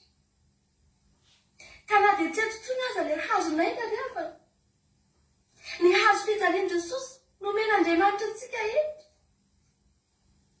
Nomen'Andriamanitra n'izao tontolo izao. Hanana an'izao tontolo izao fanasitranana. Hanana an'izao tontolo izao fiainana mandrakizay.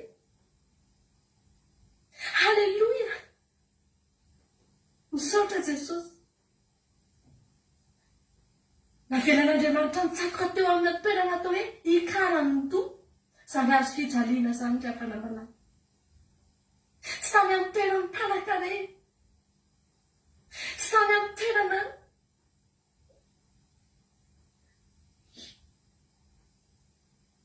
tsy tany amin'ny toerana feno volamena sy vato. Fa toerana anankiray feno kanany do, feno fatin'olona, feno taolan'olona. Teo natsangana izany hazo fijaliana izany ry afana malala. Fa izay rehetra tonga teo nibanjina an'io hazo io dia mahavariana. Ka nahiratra ny mason'ilay kapiteny. Mahavariana. Fa afaka mba manantena hanana fiainana mandrakizay. Afaka ho velona mandrakizay. Halleloia. Izay rehetra mijery an'io ny hafana. Io ny hazo nomen'Andriamanitra n'ity zao tontolo izao ity. Ka na dia nesonina aza ny hazonaina satria voaozony tsika. Voaozony izao tontolo izao. Tafiditry ny fahotana sy ny faharatsiana. Tokony hanana fiainana mandrakizay intsony tsika ry afana. Nofefen'Andriamanitra ny lalana nakany amin'ny hazonaina ry afana. Fa hozy Andriamanitra, mila mamitram-pihavanana amin'ireto olona reto aho. Mila mamonjy an'ireto olona reto aho. Inona ny ataoko? Asiako hazo anankiray mitsangana. Nisy ainana fohy teo. Halleloia. Dia hoy ny ten'Andriamanitra manao hoe aina ho an'izay mahazo azy ary fahasalamana ho an'ny nofo rehetra. Amen. Ny tenin'Andriamanitra inge izany ry afana. Jesosy inge izany ry havana malala. Hazonay na afaka manaraka anao na iza na iza. Tsy voafefy tsilo, tsy voafefy afo. Tsy voafefy fa afaka aton'izay rehetra mily. Afaka hohanin'izay rehetra te hinana. Afaka hohanin'izay te ho velona. Na iza eto amin'ity tany ity. Ka te ho velona mandrakizay dia afaka mihinana an'izay. Halleloia. Nomena antsika nge izany ry afana. Dia Jesosy Kristy lalana sy fahamarinana ary fiainana. Lalana, fahamarinana ary fiainana ry afana. Nomena hazonay tsika. Nomena hazotsika. Ahafahantsika ho velona mandrakizay. Ho avy ny fotoana. Ho hitantsika ihany io hazonaina tena izy io. Ihinana an'io tsika amin'izany fotoana izany. Fa eto aloha, eto amin'izao tontolo izao aloha, nomena antsika ny lalana ry afana malala. Asena mibanjina an'io tsika. Asena mijery an'io tsika. Asena manaraka an'io tsika. Asena miaina an'io tsika. Asena mihinana an'io tsika. Halleloia. mba hahafahantsika ho felona mandrakizay. Nisy amintsika reto tsy andalo fahalovana, tsy ho faty fa iova ao anatin'indray nypimaso rafanamana. Fa anaty atao koa reo ho fatitsika dia tatidio fa ny nofotsika no faty, fa ny fanahintsika efa miandry an'io hazonain'io rafa, efa miandry io hazonain'io ho antsika, ho antsika mandrakizay io. Tsy maty izany tsika, ny nofotsika tsy afaka mandova fiainana mandrakizay fotsiny ny nofotsika, fa tsika na dia ho faty azy, ny nofotsika mijanona eto fa tsika felona, tsika iaina, tsika misambatra, aleloia, ary tsy andalo fahafatesana faharoantsika lava. Tianao Jesosy, tena tianao Jesosy ravana malala. Raha iso ny hazonaina dia ny hazo fijalian'i Jesosy zany. Hoany, aza siana fepetra, aza ferana, fa hoany. Tena hoany ao amin'ny tambongadiny. Hoany daholo mihitsy rehefa mihinana fandraisana fanasan'ny tompontsika. Dia tsy asiana ambiny, tsy asiana tramaraina, hoanina daholo. Halleloia. Dia tahaka an'izany angeny hazonaina nomenanao. Hoany rehefa tanàna. Fa ho felona mandrakizay tsika rehetra. Fa lanjalanjany ten'Andriamanitra izany ho anao a. Mino fa nampahelanao izany teny izany ary ahatonga anao hifikitra hatramin'ny farany. Mieritreritra fotsiny ianao hoe Jesosy a, misy faran'izao zavatra tokosy. Ho avy ny fotoana. Halleloia. Zao za zao tsy eritreritra nenina intsony a, velona mandrakizay asambatra. Amen Jesosy. Voninahitra an'Andriamanitra irery ana. Halleluia. Amen. Halleluia. Mino fa nampahirantsika izany teny izany a. Mino fa naheno tsara daholo nareo teo a. Misaotra mampiantsika ny amin'izany teny izany, misaotra an'Andriamanitra koa tsika ny amin'ny nanomezana azy an'izany teny izany a. Raha loatra la mba ho velabelarintsika mba izay ihany koa resahantsika androany satria miaro taminareo tsy mahivavaka maraina moa mba tiako faniriko a mba tsy rahatea an'izany teny izany tsika rehetrarehetra. Halleloia. Iresaka ny amin'ny hazonainy tsika androany. Genesis 2:2 avy hatrany a, ilay vaky mampio tao 5:7 ny ten'Andriamanitra hoe rehefa nameany ny sahedenany olombelona Andriamanitra dia ny tsara fantatritsika tsisy minona nataon'Andriamanitra tsy ampy teo. Andriamanitra rehefa manome zavatra tsika dia manome zavatra ampy, manome zavatra tena hoe ampy. Ary izany mahatonga antsika rehefa ao amin'i Jesosy tsika tsy tokony hoe hitady zavatra hafa intsony fa ampy.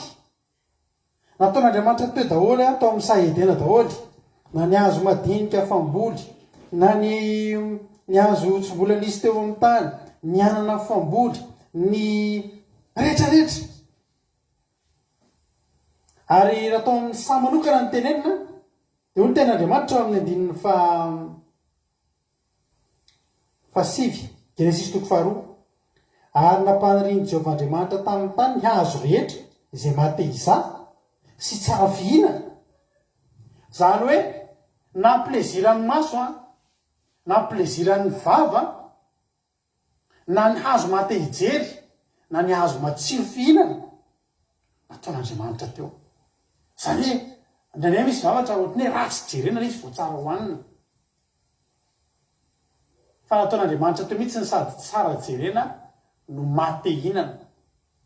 Tena hoe nanao an'io sahedina io zany Andriamanitra, tena teny mihitsy hoe manao an'reto zavatra reto a, tsisy zavatra itsony mbola ampitsiritra an'reto olona reto fa ampy azy ny zavatra, ampy antsika Jesosy. Fa zao nefa miaraka amin'Andriamanitra ry havana. Nisy fotoana tambola kely ny an'ilay sekoly lahady dia hoe matsaina mpianatra ilay hoe fa maninona koa nefa ny nasian'Andriamanitra hoe hazo rarana tsy azo hohanina e. Fa maninona raha tsy asiana an'izany? Fa maninona raha tonga dia nandeha teo fotsiny hoe io a dia izay. Fa maninona tsy maintsy nasiana hoe tia hazonaina voan'ny sa dia tia hazo fahalalana ny ratsy sy ny tsara. ho Jehovah'Andriamanitra.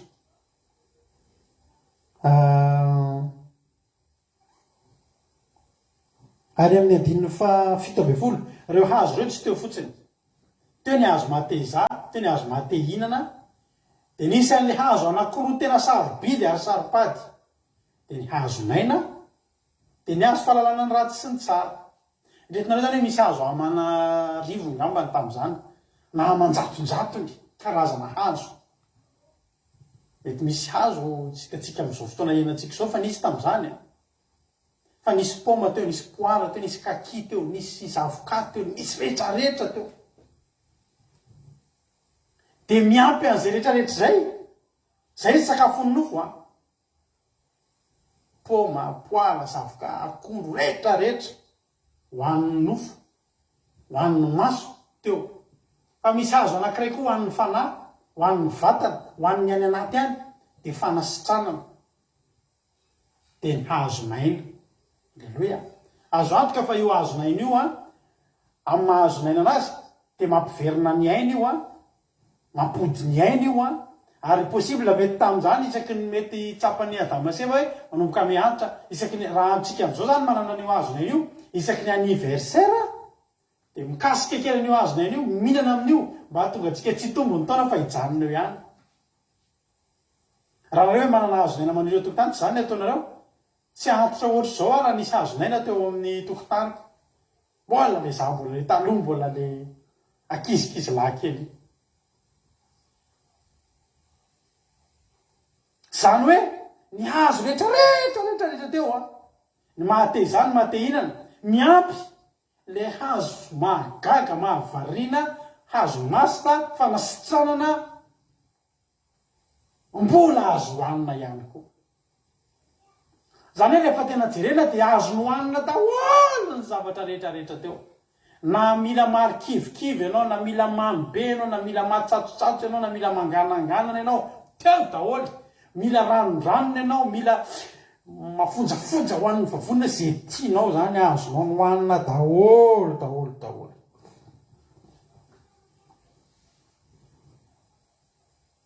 Dia mbola eo koa le azo fanasitrana, azonao hohanina koa io. Andriamanitra zany tena raha jerentsika amin'izao, dia Andriamanitra tena nananome malalaka Andriamanitra. Any azo amanjatonjatony a, hazo hohanina, ary mahasoa daholo reo. Fa saingy misy anankiray, misy anankiray, le hazo anankiray tamin'ireo anankiroa teo vonisa, dia ny hazo fahalalana, ny ratsy sy ny tsara. Hoy ny tena Andriamanitra ny amin'ny 19. Ary Jehovah'Andriamanitra nadidy andralelaka nanao taminy hoe ny hazo rehetra eo amin'ny sady azonao hinanana ihany. 19. Fa ny hazo fahalalana ny ratsy sy ny tsara dia azo hinanana. Fa amin'ny andro hinananao azy dia ho faty tokoa ianao. Zany hoe ny anankiray tena manome malalaka Andriamanitra ravana. Dia ina moa fa tsy takan'izao fotoana iainantsika izao. Misy andro 7 amin'ny herinandro anankiray ihany mba tadiavin'Andriamanitra hoe mitsara amin'ny andro sabata. Izy tsy teny hoe latsinainy dia larobia dia sabata. Dia zany hoe tena matiantoka amin'izany Andriamanitra. Fa anankiray mba nidongin'Andriamanitra tamintsika, anankiray mba angatan'Andriamanitra amintsika. Andriamanitra manome malalaka ny enin'andro ataovy zay mahafalifaly ny fonao. Ndana miasa, ndana mitady vola, ndana miala voly. Fa ny andro anankiray ao anatin'ny 7 mba nangatan'Andriamanitra. Manome malalaka Andriamanitra. Fa tsy maintsy nasiana Andriamanitra kosa nefa ny ora io mba ahafahan'ny olombelona matsiaro fa misy fifehezana. Ahafahan'ny olombelona matsiaro fa misy ihany ny zavatra tokony ho hajaina. Misy zavatra tokony ho tandremana. Zany fiainana tsisy disiplinina izany ravana dia fiainana tsy mandeha naiza naiza. Ary nasian'Andriamanitra disiplinina tao amin'ny Saedena na dia nahafinaritra azy. Toy izay Andriamanitra io azo io tsy azonareo hohanina. Raha vao mihinana an'io nareo to dia maty. Dia mahavariana. Hoy ny ten'Andriamanitra, inona io azo io? Io azo io dia hoe hazo fahalalana ny ratsy sy ny tsara. Dia ohatry ny te-antany efa tsy efa hitan'izy mivady daholo ve ny tsara rehetrarehetra. Ny tsara rehetrarehetra efa teo. hita ny teo daholo zany tsara izany mahate hinana ny mahate iza ny manasitraka hita daholo ny tsara na dia Andriamanitra tsara azy sady mpanao tsara mihoana amin'izy mivady isakarivo tamin'izany Andriamanitra mbola niseho tamin'ny zanak'olombelona miseho miresaka tahaka ny mpisaka izy isakarivo mitsangatsangana eo amin'ny saha Andriamanitra dia mifampitondinika eo Adama sy Eva sy Andriamanitra zany hoe ny tsara rehetrarehetra teny efa hitan'izy mivady le hazo nefa dia fahalalana ny tsara sy ny ratsy nahoana ary ny mbola hiezaka lalan'ny ratsy nefa efa eo ny tsara ary zay nitoetrantsika olombelona voasitona foana andeha hoaiza andeha hitady an'le miova kely mba miala kely amin'ny mahazatra mba mijery zay fijerin'ny olona mba manandrana kely fa impiro-tanora dia lasa nanandrana ny zavatra nandraman'izy mivady dia tsy inona koa fa fahafatesana ry havana ary nisy fandresen-dahatra ngeza be tao tsy tongatonga fotsiny eo any amin'ny Genesis 3 dia nandresen'ny Satana lahatra any Eva sy Adama nandresen'ny Satana lahatra any Eva ary nandresen'ny Eva lahatra any Adama Genesis 3 nanotany Adama sy Eva sy izay nataon'Andriamanitra taminy ary ny menarany dia fetsy no biby rehetra izay nataon'Andriamanitra nataon'ny Jehovahandriamanitra roa izy tamin'ny vehivavy anky efa nataon'Andriamanitra hoe azy hinananareo ny azo rehetra eo amin'ny saha fa ory vehivavy mbola tsara nge ny vali tenin'ny Eva teto hoe ny voan'ny hazo eo amin'ny saha dia azona hinanana ihany fa ny voan'ny hazo eo voan'ny saha kosa dia efa nataon'Andriamanitra aza hinananareo natendrinareo fandrao maty ianareo ho ny menarano tsy ho faty zany nareo fa hoany fa fantatr'Andriamanitra fa amin'ny andro izanynareo azy dia ahiratra amin'ny masonareo ka ho tahaka an'Andriamanitra nareo dia halalany tsara sy ny ratsy teto dia mbola Andriamanitra rery ny nalalany tsara sy ny ratsy ary matoy Eva ndresaka tamin'ny Satana dia mbola tsy fantatry Eva hoe ratsy ve ty sa tsara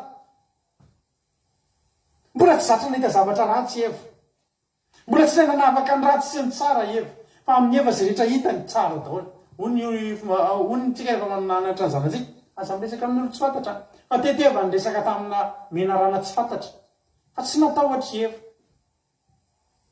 tamin'izany Eva tsy natahotra menarana tsy natahotra liona raha mifanena amin'ny liona satria maninona mbola tsara tsisy zavatra ratsy fantany fa tsara avokoa tamin'izany nafantatra ny ratsy sy ny tsara dia Jehova Andriamanitra rery ny devoly ndray kosa dia nafantatra ny ratsy fotsiny ny Jehova ny tsara sy ny ratsy fantany ary ozy izy ny devoly hoe amin'ny fotoana nge mihinana aminareo dia mitovy amin'Andriamanitra nareo afantatra ny tsara sy ny ratsy ny devoly tsy mitovy tamin'Andriamanitra tamany ny devoly tsy nafantatra ny tsara fa na dia tao an-danitra ao amin'ny toerana tokony faratapony amin'ny fahatsarana ary mbola nisy sain-dratsy tao aminy tsy mahafantatra ny tsara Satana tsy fantany izany Eva ndray tsy nalala afa-tsy ny tsara ozy ny devoly andao anao mba hampalalana ny ratsy ihany koa ary ozy Satana hoe ianao izy amin'ny fotoana ianao mahafantatra ny mihinana io dia mifantatra ao ny ratsy sy ny tsara dia hitovy amin'Andriamanitra ary marina zany marina nge zany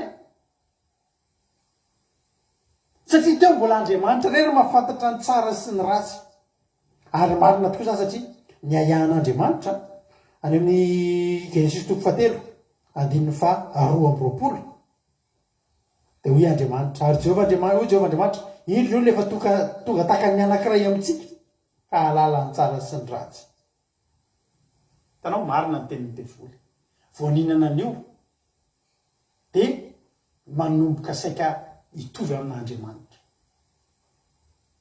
tsy tian'Andriamanitra zany Andriamanitra tsisy hitovy aminy endrika tahaka atsika ny endrikitsika no mitovitovy ny fontsika ary Davida somary mitovitovy amin'Andriamanitra fa tsy hitovy amin'Andriamanitra no ofinantsika fa ozy Andriamanitra satria zareo efa ninona an'io indro ny olona efa ho tonga tahaka ny anankiray amintsika izy moa ny anankiray amintsika Jehova Andriamanitra ray Jesosy zanany dia ny fanahy masina ary ankehitriny izy indrao any santarana izy ka akany ny voan'ny hazon'aina dia hohanina dia ho velona mandrakizay izy dia naisolo ny Jehovahandriamanitra teo amin'ny Sahedena izy hiasa ny tany izay nanalany azy. Eny roany olona anapitelo tany tsy nanany Sahedena ny kerobina sy ny lelafony sabatra mihebeby hiambina ny lalina makany amin'ny hazonay. Zao zany ravana ny tena olana an'Andriamanitra. Vao vatany voninana n'ilay hazo voarary fahafantarana ny ratsy sy ny tsara da maseva tena lalany ratsy amin'izay. Dia ny olona rehefa malala ny ratsy dia ny ratsy amin'izay tsy maintsy hidomina ao anatiny. Ny problème an'Andriamanitra tena tao anatin'ny programme an'Andriamanitra ny ampiaina ahatonga ny adamaseva ho velona mandrakizay. Tamin'ny zareo mbola tsara, tamin'ny zareo mbola tsy nalala afa-tsy ny tsara, dia ozy izy Andriamanitra hoe zao a velona mandrakizay nareo, eo nareo mandrakizay miara velona aminay. Fa vao lasa ratsy dia tsy navelan'Andriamanitra ho velona, satria ny ratsy a, ny mpanao ratsy a, ny fiavian'ny ratsy a dia tsy avelan'Andriamanitra ho velona mandrakizay. Ny tsara ihany no avelan'Andriamanitra ho velona mandrakizay.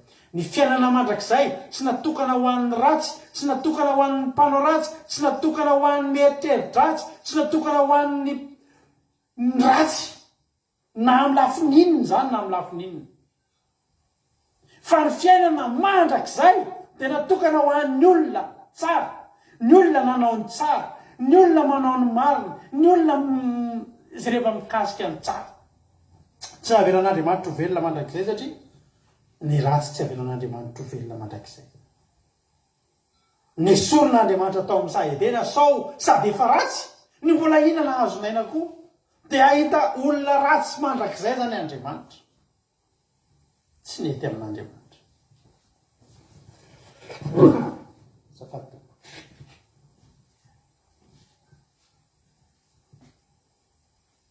Raha tianao, raha sanatreto misy olona tsy te ho velona mandrakizay dia tsotra fotsiny torohevitra aminao, manaova ratsy.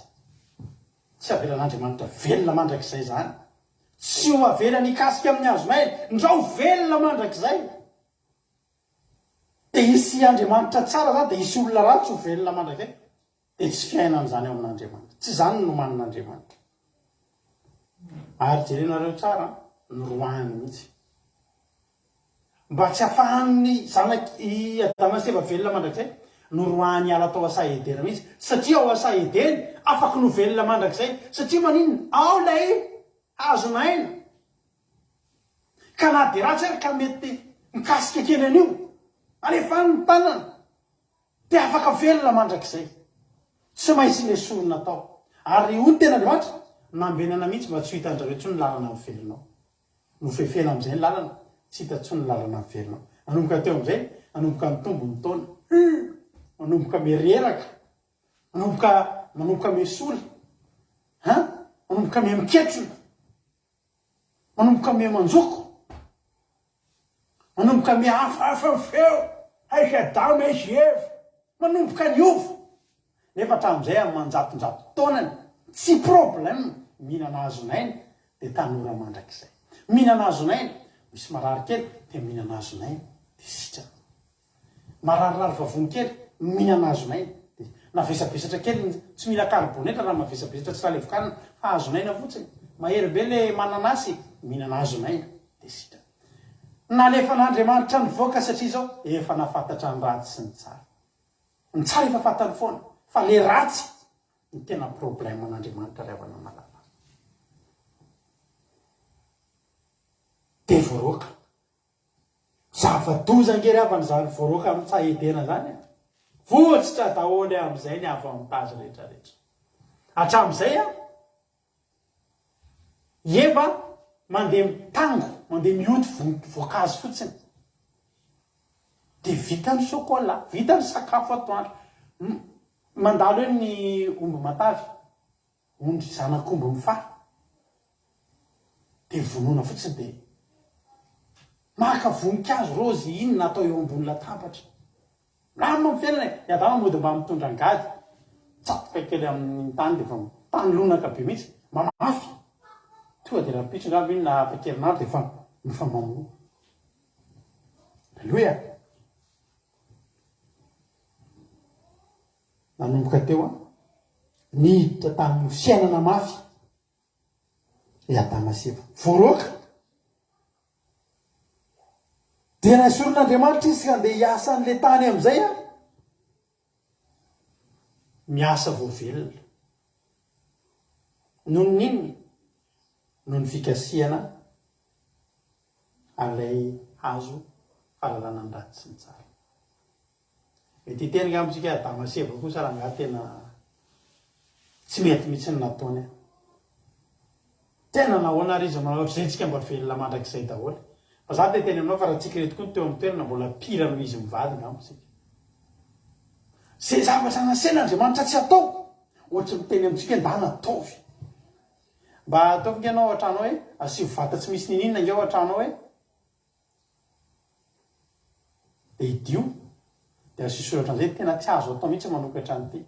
Tandremo ty sokafa asio satria tandremo sokafa anareo ty isaka mandareo ohatra mijery an'izy foana ny te hanokatra tsy ny te hanokatra farany sokafa mihitsy fa inona misy ny ato anatin'ity tsisy ninona efa tsisy ninona ao fa le hitenenanantsika fotsiny aza zay azao zany hitenanareo hoe mba miangavy anareo za misy message nalefako tsy natampoka ny amin'ny ohatra hoe marina ty anahy na iando andry misy message nalefako tampoka ny tena diso ary reto a tsy mety retirena le izy fa marina ty anahy aza jerena le message io azafady ohatsy miteny amin'ny marina ty anahy hoe jereo aingana le message izy ny hitako hoe tena anarana ny tononoka eto ohatra zany.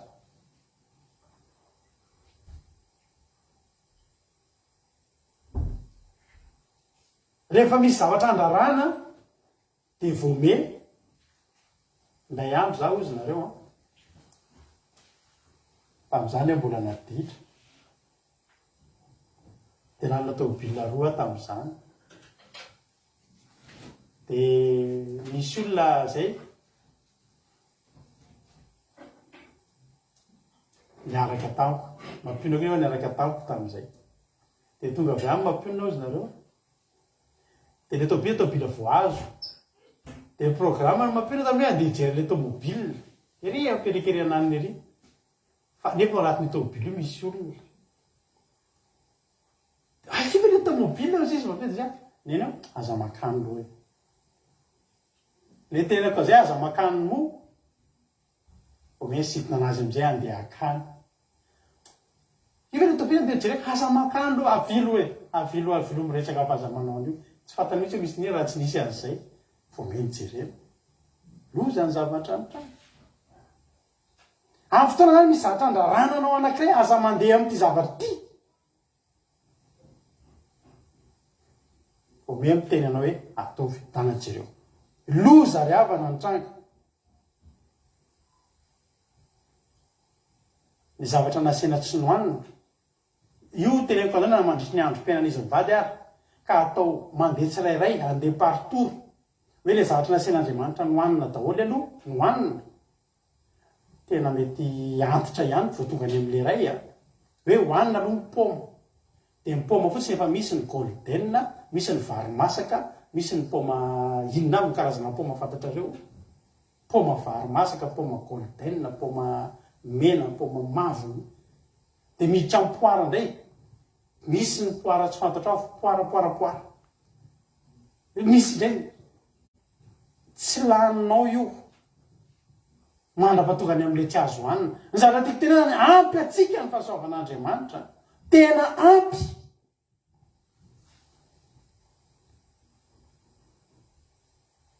tena tratra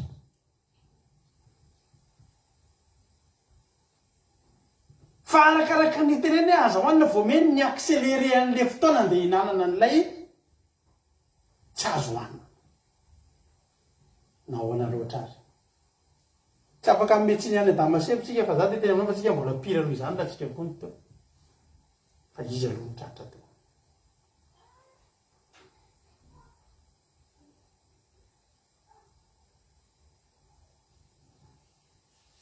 tsy maintsy ny voaka niova fiainana ary tsy mba niova ho tsara fa niova ho ratsy ny tena natonga ny fiainan'izy ireo tena niova lasa ratsy be tsy teo tsony tsy afaka ninona tamin'le azonaina tsony tany ivelantany hoe ekena hoe mety reratreraka izy namboly fa mbola afaka nisy poma angetany mbola nisy ny mipoana hatramin'izao iainantsika zao mbola nisy ny akondro hatramin'izao iainantsika zao fa ny tsy nisy tsony teo amin'ny fiaina izy fa le azonainy iny ny tena fatiantoka ngeza indrindra teo amin'izy mivady ary raha toke mbola nandeha mivoaka ny tany Sahedena azy fa mbola afaka miverina mitsaingoka kely amin'le azonaina mbola tsy naninina fa le azonaina mihitsy no mifefena tsy azo mihinanana intsony zay ny tena zava-doza ry havana zay ny tena zava-doza teteny amintsika manao hoe aiza ho aiza naninona loatra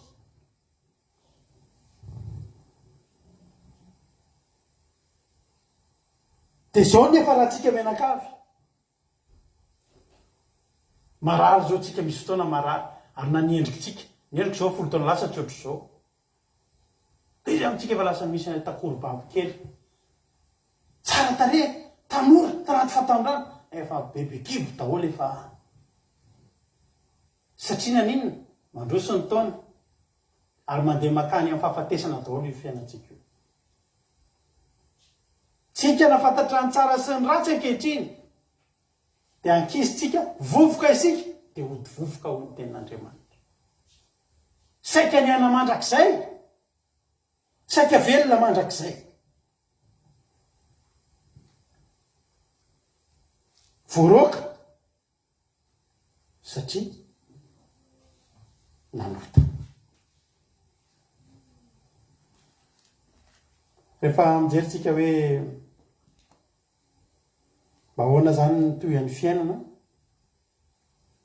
dia mahakivo ny fiainana raha tsy mitoytsony io Genesis io dia mahakivo ny fiainana raha mieritreritra hoe tapitra zany ny zavatsoa tsisy fahasoavana ohatr' zany tsony zany sambatra damasefo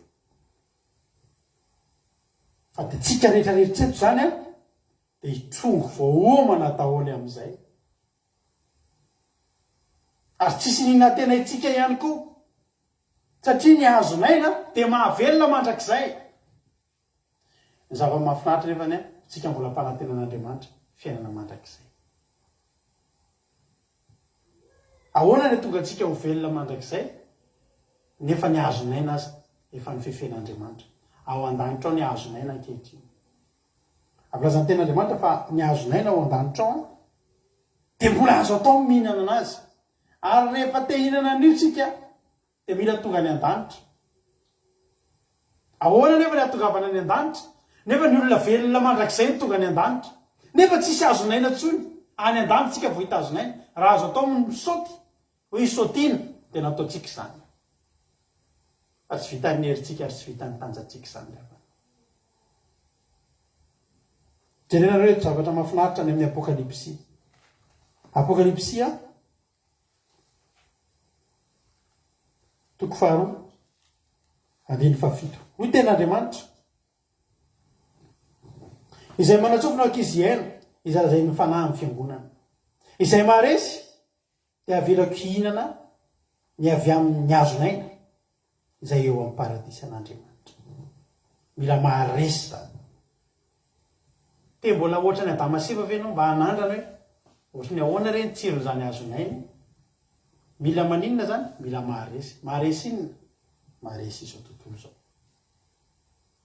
Jesosy tena niteny tamintsika aza matahotra nareo aza matahotra fa za efa naresy izao tontolo zao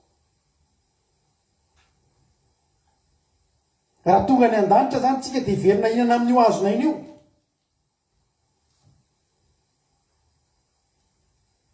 ary hoy ny ten'Andriamanitra hoe apokalipsy toko faharoa amby roapolo andininy faharoa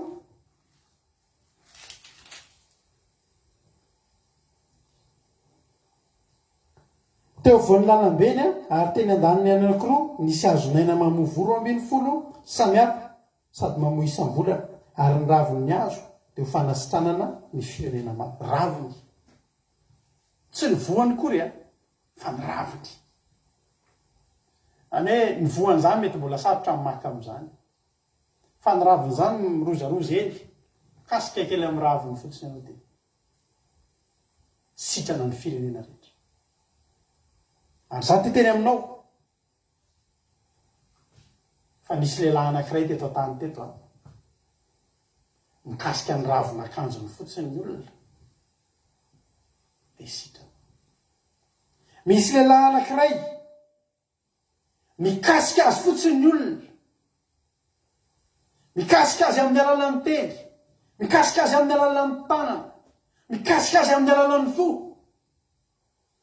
de sitrana fantatra reo zany lehilahy teneniko zany Jesosy zanak'Andriamanitra ny zava-mahafinaritra de zao na de ny fefen'Andriamanitra azy milanina miverina makao amin'ny sahidena tsy ahitana intsony ny hazonaina nampiakarina an'Andriamanitra ny an-danitra ny hazonaina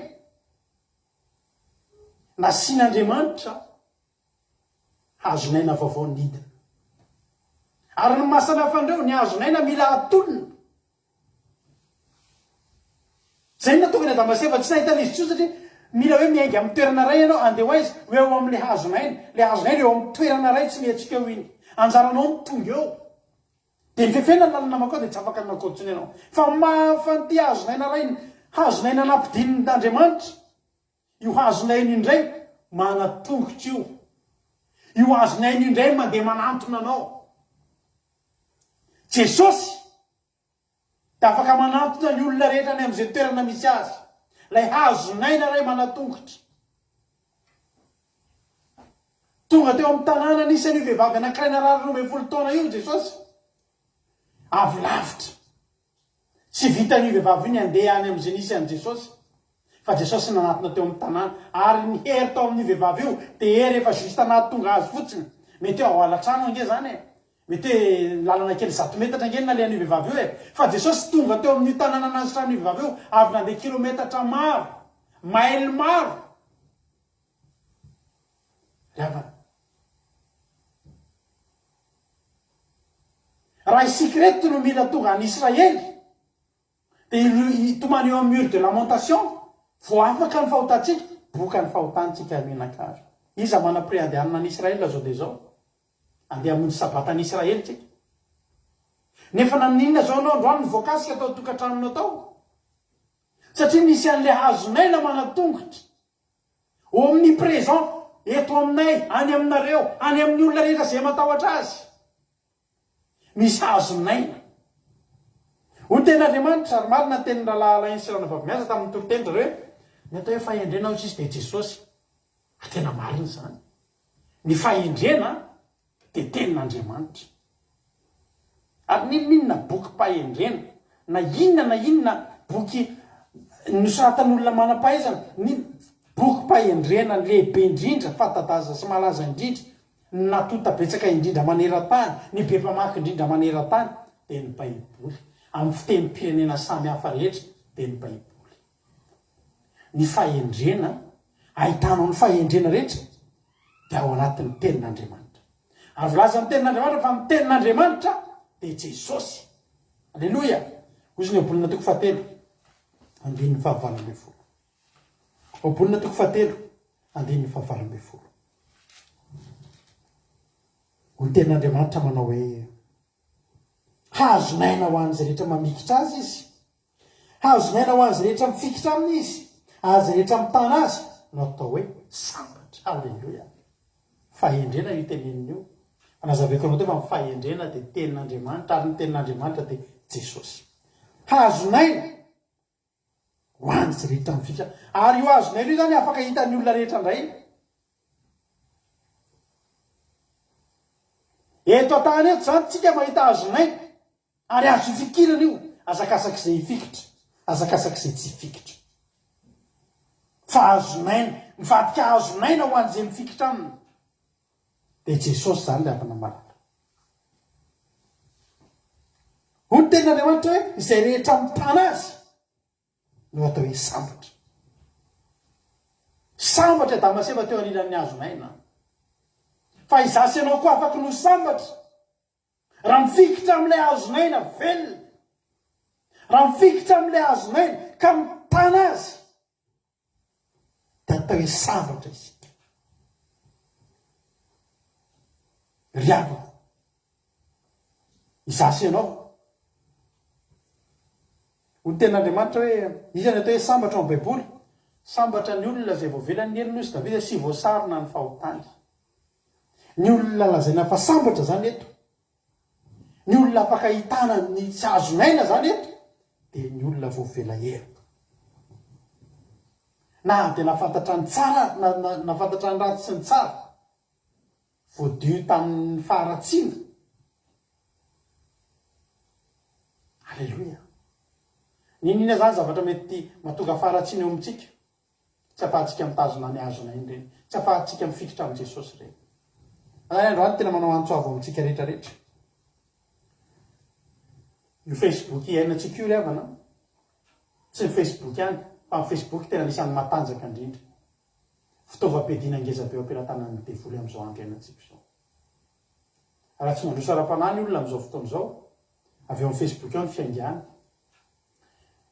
lasa tia miady aman'olona ny olona tia manao fréariana ny olona imasom-bahoaka misy olona ngeravana amin'izao tena azonareo tena miravana ny avolentany fréarian'ny olona amin'izao fotoana izao amin'ny Facebook eo misy olona ngeravana mavita tena mampiseho ny zavatra eo ampiratana misy dia tena miteny amin'ny olona hoe tsisy manana ohatrin'io e misy olona tena tsy menatra tena tsisy tsony zany fanetretena zany eo amin'ny Facebook ianao mahita olona tena tonga dia famaly aman'olona dia mampiseho momba azy rehetra dia apotra daholo ny momba anao rehetrarehetra dia tsisy tsonitsonitsony mihitsy zany fanetretena tsy misy zany misy olona tena mavita miteny hoe zahako ny tena tsara tsisy tsara oatra anahy iza ny tsara oatra anahy zao taiza ny nisy an'izany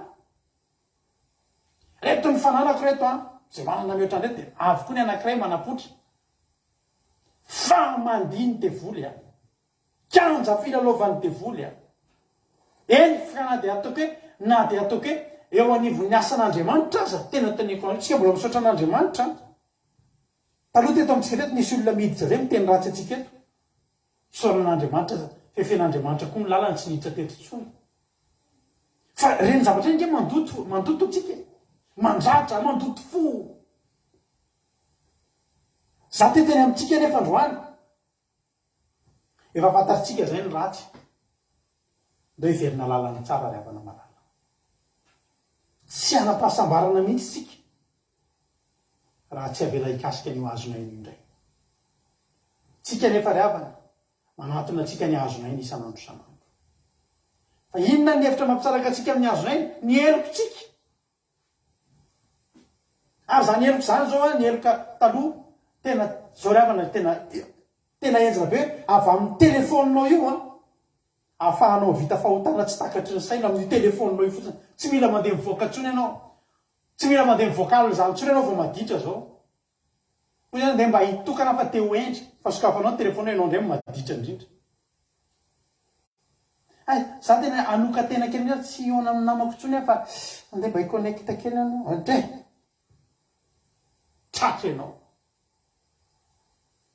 reny zavatra reny rehefa maninona mahatonga antsika tsy afaka hikasika ny azonay ry havana malala ho avy Jesosy men'Andriamanitra atsika na dia nesoriny tsy eo amin'ny sahidena ntsony azy tsika ary tsy vita an'izay fa nampiakarina eny an-danitra ny azonay ho ten'Andriamanitra hoe zay rehetra ny vokatry ny marina ozy dia azonay obolina toko fa 1:20 ny vokatry ny marina obolina toko fa 1:20 andininy fa 30 ny vokatry ny marina dia azonay ary ny endriny mahatona olona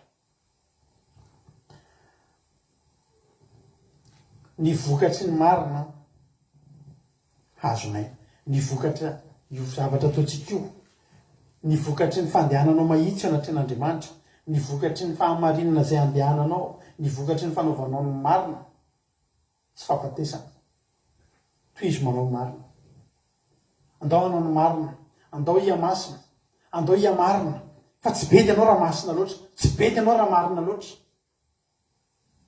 fa ny vokatry zavatra ataontsika io dia azonay ny azonaina mikasika ny raviny ianao isam-bolana 12 ny von'ny azonaina dia iny am'izany fa tsy 12 ny taranak'i Jakoba ny mpianatra Jesosy ny volana 12 mandritry ny taona ianao zany tamin'ny ora lalandava mandritry ny taona ianao afaka mikasika nomen'Andriamanitra fahafahana isika hikasika isam-bola ny azonaina mba hananatsika fiainana isaky ny voaloham-bolana sy ny sabata ho ny tenin'Andriamanitra. Androany ianao tonga eto androany men'Andriamanitra anao possibilité ahafahanao mikasika ny azonaina dia ho velona ianao. Misy marary ve any tokantrano any, misy tsy milamina ve any anatin'ny fiainantsika any, mba hahafahantsika mikasika sy mihinana le azonaina ao amoron'ny rano ao an-danitra ao andaotsika hikasika n'le azonaina velona. Manatona anao ny azonaina amin'ny alalan'izao tenin'Andriamanitra izao. Tadidio fa ny raviny dia fa nasitranana ny firenena rehetra. Raha ambondabany Jesosy voakasika ao androany dia nasitrana ny aminao manontolo.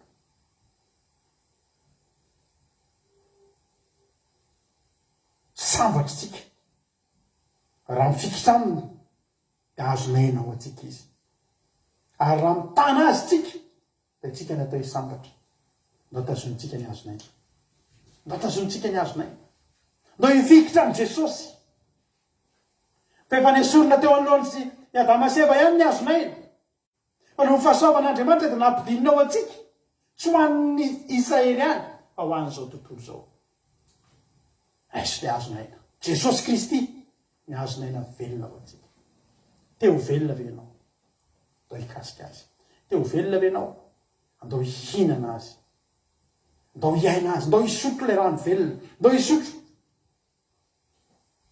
Anaranao Jesosy hikasika ny azonaina avokoa izay mandrea ty tenin'Andriamanitra ity.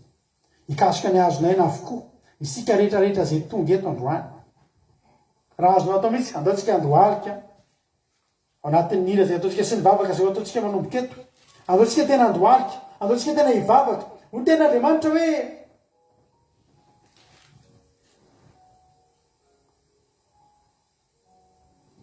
raha misy aretina, misy olana, misy ady dia mamoy isam-bolana ny ravonaina, ny hazonaina ravana malaky. Ary ny raviny ho azy io dia fanasitranana ho an'ny firenena rehetra. Nizany izy ianao tonga eto afaka sitranana ianao, afaka mahasitrana anao, mahasitrana ny ratraponao, afaka mahasitrana ny aretinao, afaka mahasitrana ny abokanao.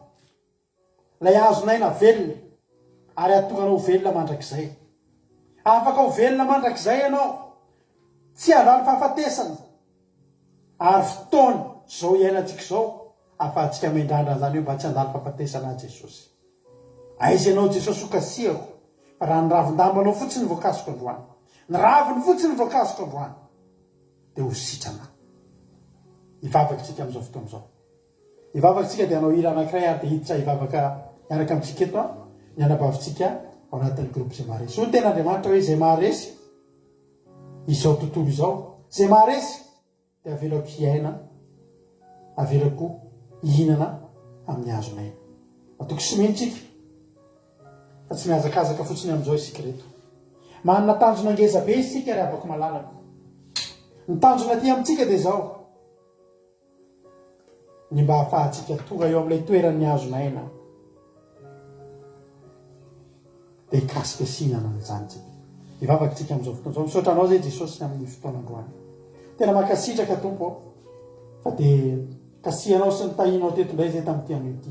Misaotra ny amin'izany teninao izany satria ianao tokoa ilay azonaina. Tena ho fikirinay hazonainanay ianao Jesosy. Samy manana rehetrarehetra no azonaina ny olona amin'izao fotoana izao. Ao no mifikitra amin'ny vola aman-karena, ao no mifikitra ny sampy isan-karazany.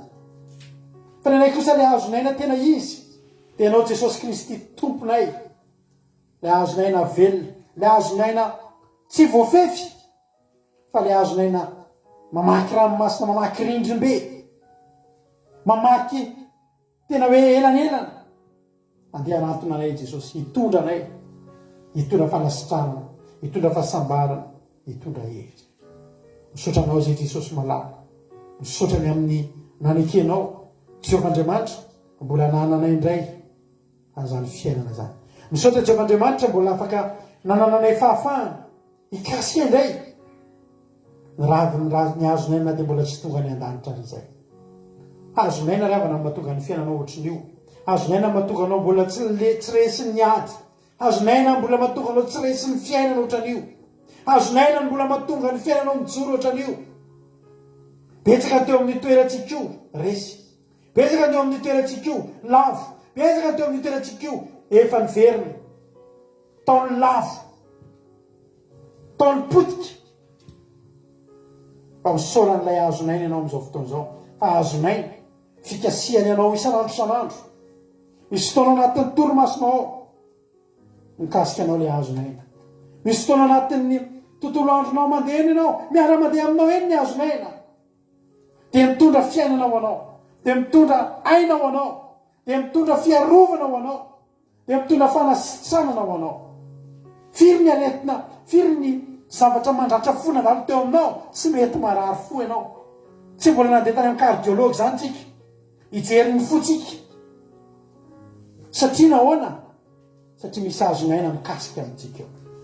Ilay azonaina no mitondra fahavelomana ho antsika, ny azonaina no mampahomby antsika, ilay azonaina no mitondra haim-panahy ho antsika. Ohatry misaotra Jesosy, misaotra ny amin'ny fitiavanao, misaotra ny amin'ny fitantananao Andriamanitra, misaotra Jehovah Andriamanitra fa ampianay tokoa ny teninao androany, misaotra Jehovah Andriamanitra fa tena voarainay tokoa ny afatra androany, ary tena faly zay fa na dia mesolonao tao amin'ny sahedena aza izy mivady. Ankehitriny kosa Jehovah Andriamanitra, na dia izao tontolo izao ty aza ny iainanay, fa misy azonaina tonga eo amin'ny fiainanay, ary ho fikirinay zany. Azonaina, samby fiara, famonjena ho anay, famonjena ho anay, fiainana mandrakizay ho anay, fiainanay. Ampianary zay hifikitra aminao Jesosy, ampianary zay hifikitra aminao mba hatonga ilay ho sambatra, ampianary zay hifikitra aminao ilay azonaina velona. Ampidian'Andriamanitra ho anay sy izao tontolo izao. Misaotra Jehovah Andriamanitra. Ka sy ny tsirairay avy anay tokantrano amin'ity androany ity. Misy amin'ireto olona ireto Jehovah Andriamanitra mbola tsy mihinana, tsy mbola nanandrana izany azonaina izany. Mbola tsy nanandrana zany fiainanao amin'ny Jesosy zany. Jesosy io ataovy mahatsapa sy mahare an'izany. Ataovy mahatsapa an'izany ny tsirairay avy zay toy ireto. Azavelanao mandalo fotsiny ireto olona ireto. Ataovy tonga ka hanimandrina mikasika ny azonaina. Le azonaina mahavelona. Misaotra Jesosy malala. Andray fanasitranana daholo ene, andray valim-bavaka daholo ene, hosoritan'Andriamanitra daholo ene ny lalana, hotahin'Andriamanitra amin'ny zavatra rehetra, azonaina velona mikasika an'izany tsika rehetrarehetra. Misaotra Jesosy malala. Fotoam-bavaka nafahanao mikasika ny azonaina ity fotoam-bavaka ity. Sitrana somatsara, velomina somatsara. Misaotra Jesosy malala. Ny faharatsiana rehetra, ny fahotana rehetra, efa hitantsika zay ny lesona ravana, mba tsy elana io azonaina eo amintsika, ndao elana ny ratsy, elana ny ratsy fanao, elana ny fijangatsangana favetavetana fisaina ny ratsy fahalitontsaina ny fahalitompo, ny fitsiritana ratsy rehetra, zay tsy sitrak'Andriamanitra rehetra. Mampiala ny azonaina eo amintsika zany, andao hifidiny tsara ravana. Mahasoa antsika ny manana ny azonaina noho ny mihinana ny fahalalana ny ratsy sy ny tsara. Men'Andriamanitra anao ny irinao, men'Andriamanitra anao ny irin'ny ny fonao, na ny mahafinaritra na ny mahasoa omen'Andriamanitra anao fa aza manandrana hitsotry ilay azo fahalalana ny ratsy sy ny tsara. Eo aminao Jesosy, ny afahanao mbola mifikitra amin'io azonaina io dia ny famitsoranao ny ratsy dia andao fikirina. Fa raha mifikitra sy mitazona azy sika dia sika ny atao hisambatra. Misaotra Jesosy malala. Amen.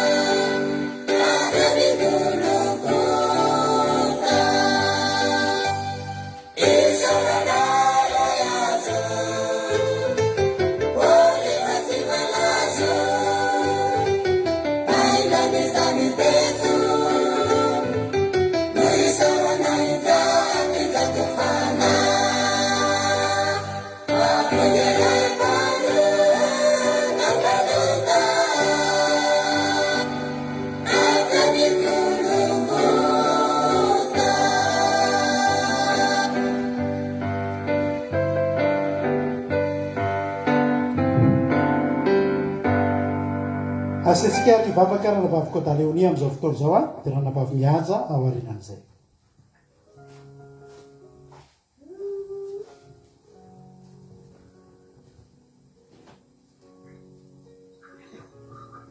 Ranabavy Kôdaleonia afaka miteny ianao anjaranao zao.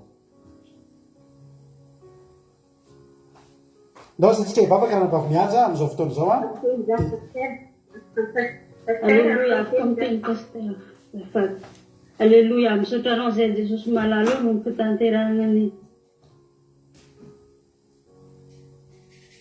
Alléluia, tany Jesosy pasteur, tany Jesosy tsika rehetrarehetra zay mpanarika izao fandaharana izao dia.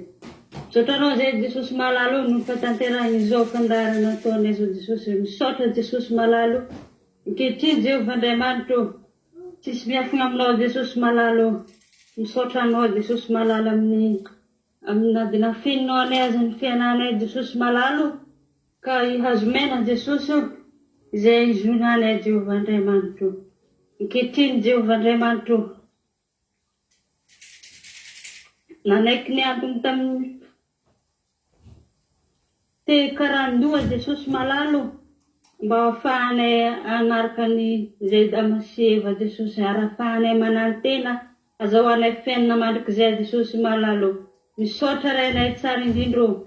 Misaotra Jesosy malalo amin'izay fitiavanao sy ny famindramponao Jesosy malalo ary nahafahanay azo fiainana mandrakizay Jesosy malalo. Ary tsy afelonao anay Jesosy malalo izany fiainana mandrakizay zany eto ambony tany Jesosy malalo. Dia ankehitriny tehirizy izay tsirairay avy nanaraka itô fandaharana atao Jesosy malalo. Tehirizy eo amin'ny tananao Jehovah Andriamanitra ary mba tsy azo aminay fiainana mandrakizay zany Jesosy malalo. Ary tena tsisy miafina aminao Jesosy malalo.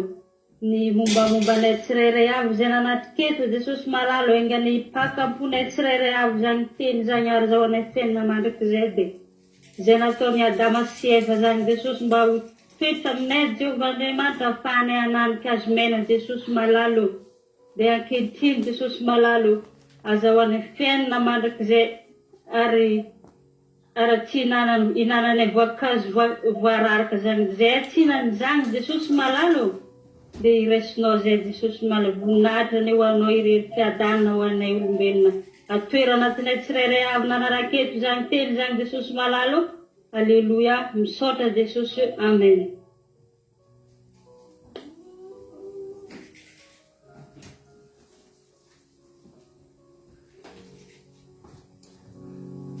Ndao angatatsika hivavaka ranabavy mihaja amin'izao fotoana izao. Ndao angatatsika ranabavy Fabiola azafady hivavaka amin'izao fotoana izao. Haleluia, makasitrika indrindra pasitera manome fitenena na saintony daholo fa fanaraka ity fandaharana zava-pahatembenana ity dia mbola hiara hivavaka resy. Ry Jehovah Andriamanitra rainay izay tsara indrindra ho mbola fanotra sasady midera manome voninahitra ny anaranao masina Jesosy. Lehibe tokoa ny fitiavanao anay, misaotra tompo malaza tamin'ny fahatanterahana sy tombavaka tamin'ity sabata masina androany izao. Misaotra tompo malaza tamin'ny fanatrehanao ka tanteraka sy lavorano sy tombavaka tamin'ity sabata izao. Ka dia ankehitriny tompo malaza misaotra anao zahay tamin'ny tendrena fitorana sy nomponao. Tena hoe voarainay miakatra ary vompita fa mantsara tompo malalo. Ka dia ankehitriny tompo malalo enganesa Jesosy malalo tena hoe mba hikasy zany azonay amin'izany zahay satria avy amin'ny alalan'izany azahoanay fiainana mandrakizay. Fa efa niraranao niazo tsy hoanina rehefa niteneninao Adama sy Eva mba tsy hihinana niazo eo ampovoan'ny saka fa indreky nataonao fety azy zany nihazo izany na dia efa niraranao hoe tsy azo hoanina fa efa nanome hazo anankiray ianao le anananay fiainana mandrakizay izy zany fa Jesosy Kristy dia azo nezaneza ny toerana izay andraikanay Jesosy tena hoe toerana rehetrarehetra ahafahanay hiazona ny Jesosy na dia razony azy dia zahoanay fahasalamana manasikana ny loko rehetrarehetra. Tompo malalo fisatranao amin'ny famindram-ponao satria tena mbola namindram-fo ianao nanao zavatra tsy mety teo anatehanao azy zay. Betsaka ny fahotana zavatra izay fandraranao tsy hoanina zavatra fararanao hoe tsy azonay atao dia nefa zay dia mbola nanao ihany fa nefa be ny famindram-ponao tompo malalo be ny famindram-ponao fa nandefa ny zanafahalatsofana ianao andeha hamita ny fihavananay non ka dia ankehitriny tompo malalo enganeza rehetrarehetra izay nanaraka zao fomba afaka zao tompo malalo mba tsy tena hoe hikasy zany zany azomena zany mba azahoany tenana mandrakizay ary zany azomena zany any toetra any aminao ary zay olona manao marina sy ny tsara ihany no afaka ihinana zany azomena zany fa ny olona miala fahotana miala amin'ny ratsy tena hoe tsy afaka ahita zany azomena zany fa ankehitriny tompo malazo raha miala amin'ny ratsy zay akatsosy iny teninao tompo malazo tena hoe azo tenana mandrakizay ary ihinana zany azomena izany ary ny azomena dia tena hoe ary ny teninao dia endry mahazo azy fahasalamana ny olany nofony rehetra Kada kepikirin ko pala matu yang bola kami na tunjuk turun ke tunjuk de nunya gam no tu semala kati no nya mena bena kadian soka tu malalum tan ten no safa minze ka rahi akatu in ten no de tina we ande gam kina na mandas ke ganai tina na gam mena gam mandas dai kadian soka tu malalo dera siaga bunata de wano male ni wan mandas dai soka tumpo haleluya amen. Haleluya makasitraka nanavavy Fabiola sy nanavavy Kodaleonitsika tarata zay vavaka mamy taorina nitovy-teny zay tahiny tomponareo tombosa de mitombofa soavana de mahereza hatrany amin'ny asan'Andriamanitra. Anao ira fiderana anankiroa tsy mihoatra ny anankiroa tsika satria efa lasa de lasa ny fotoana rehefa tsika mbola hiditra anatin'ny fandraisana fanasan'ny tompo rehefa avy eo andao ataontsika tiariary ho voninahitra Andriamanitra ira fiderana anankiroa eo tapentsika ny fotoana mbola rehefa asan'ny tompo tsika anatin'ny Zoom ao ary atsarova nandro anabavy koa meva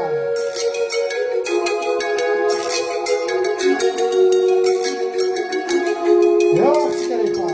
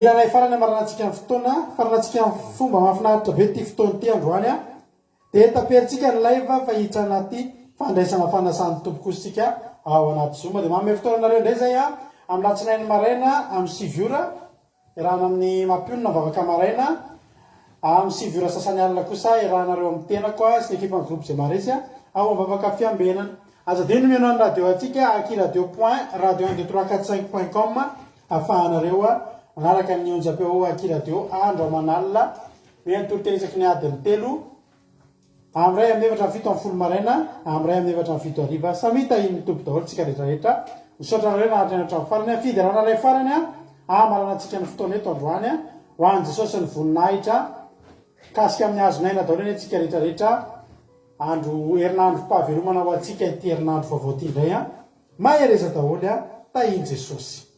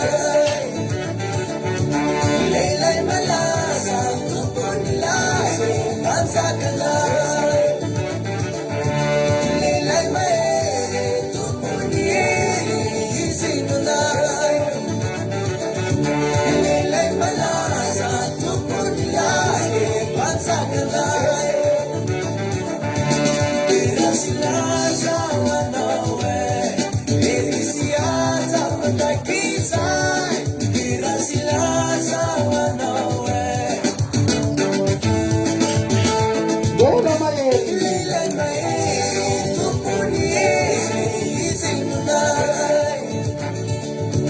Leilai malaza tupuni lazo kansakanai. Leilai maere tupuni isinunai. Leilai malaza tupuni lazo kansakanai.